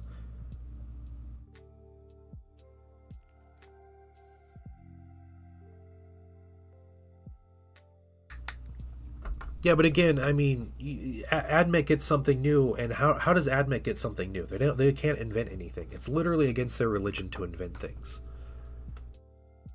So what's the lore excuse? What's the GW lore excuse when AdMech have new technology? It's, oh, this technology has always been there and the AdMech found it. Okay, it's the same thing.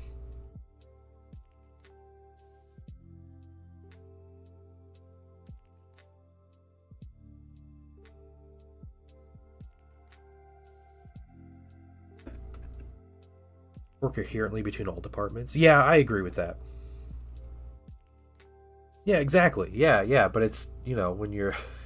See, it's the same thing.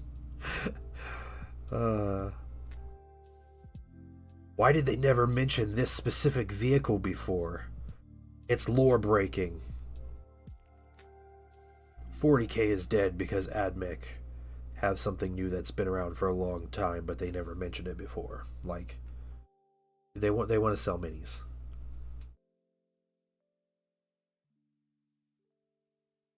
Yeah, Narzuk, that's probably the most appropriate way to do it. Like, Custodians don't care.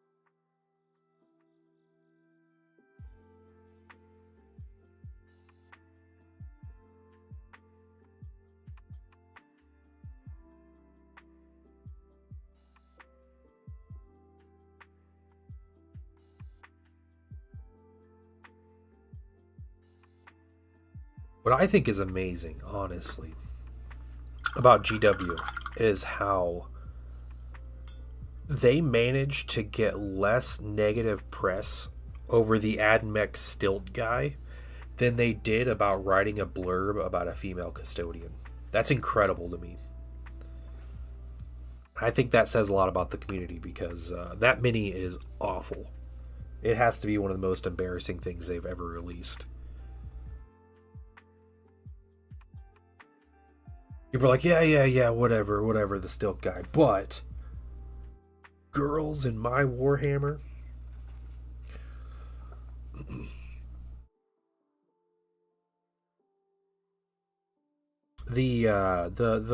what is it? The stilt guy, the AdMech stilt guy with the sniper rifle.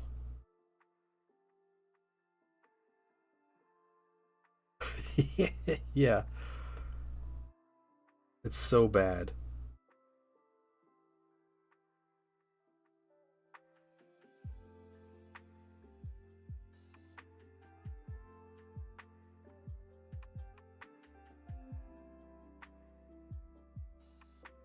That mini is absolutely a last minute idea, or it was like a trash canned idea when they were originally designing AdMech, that whoever approves the designs was like, no way are we putting that in mini form and selling it. But then they just ran out of AdMech ideas, and like, oh man, we have to release something with the book in ninth. You know, James promised that we're gonna release a mini for every faction, and so they just literally chop that mini up, put it on a sprue, and release it, and act like there's nothing wrong. Desolators are really bad too. Yeah, yeah. Adeptus Giraficus, yeah. The Sidonian Scatros? Yeah, that's kind of a weird name too, but yeah.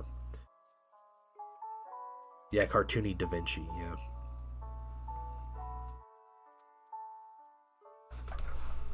It was fun reading forums when the, what was it that was announced? An AdMech set was announced.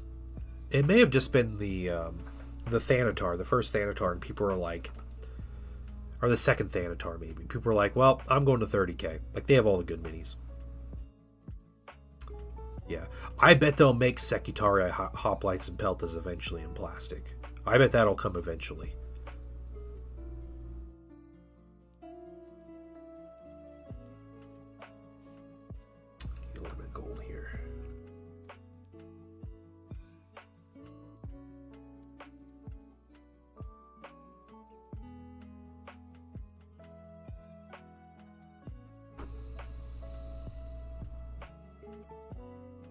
Desolation Marines are so bad too. Yeah.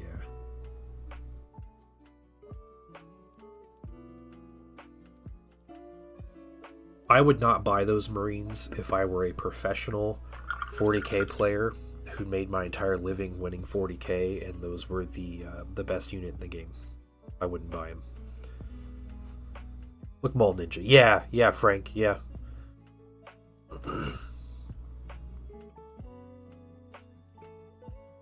The new Sanguinary Guard are kind of jank looking. Yeah, yeah, I agree. I'll start molding. Alright, guys, so not quite done yet. I need to highlight the silver, and then we have like weathering and some other details to do. But there is a lot done on this mini. I might regret these doors just being red as they are, but we'll see.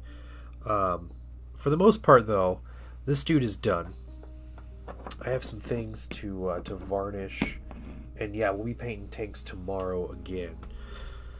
Next couple years, we'll get Space Marine Launch Box, Wave 2 Solar Ox, Wave 2 Mechanicum. Yep. Custodians for 30. That'd be cool. Where'd you see that specific rumor? I've seen some various things, but I follow rumors like a hawk, dude. I have all my sources I follow. They did do mostly right by the Death Corps. The new Death Corps artillery looks fantastic. Plastic Custodian Dreads would be great too. Yeah. Let's find someone to raid, guys. Who do we got here?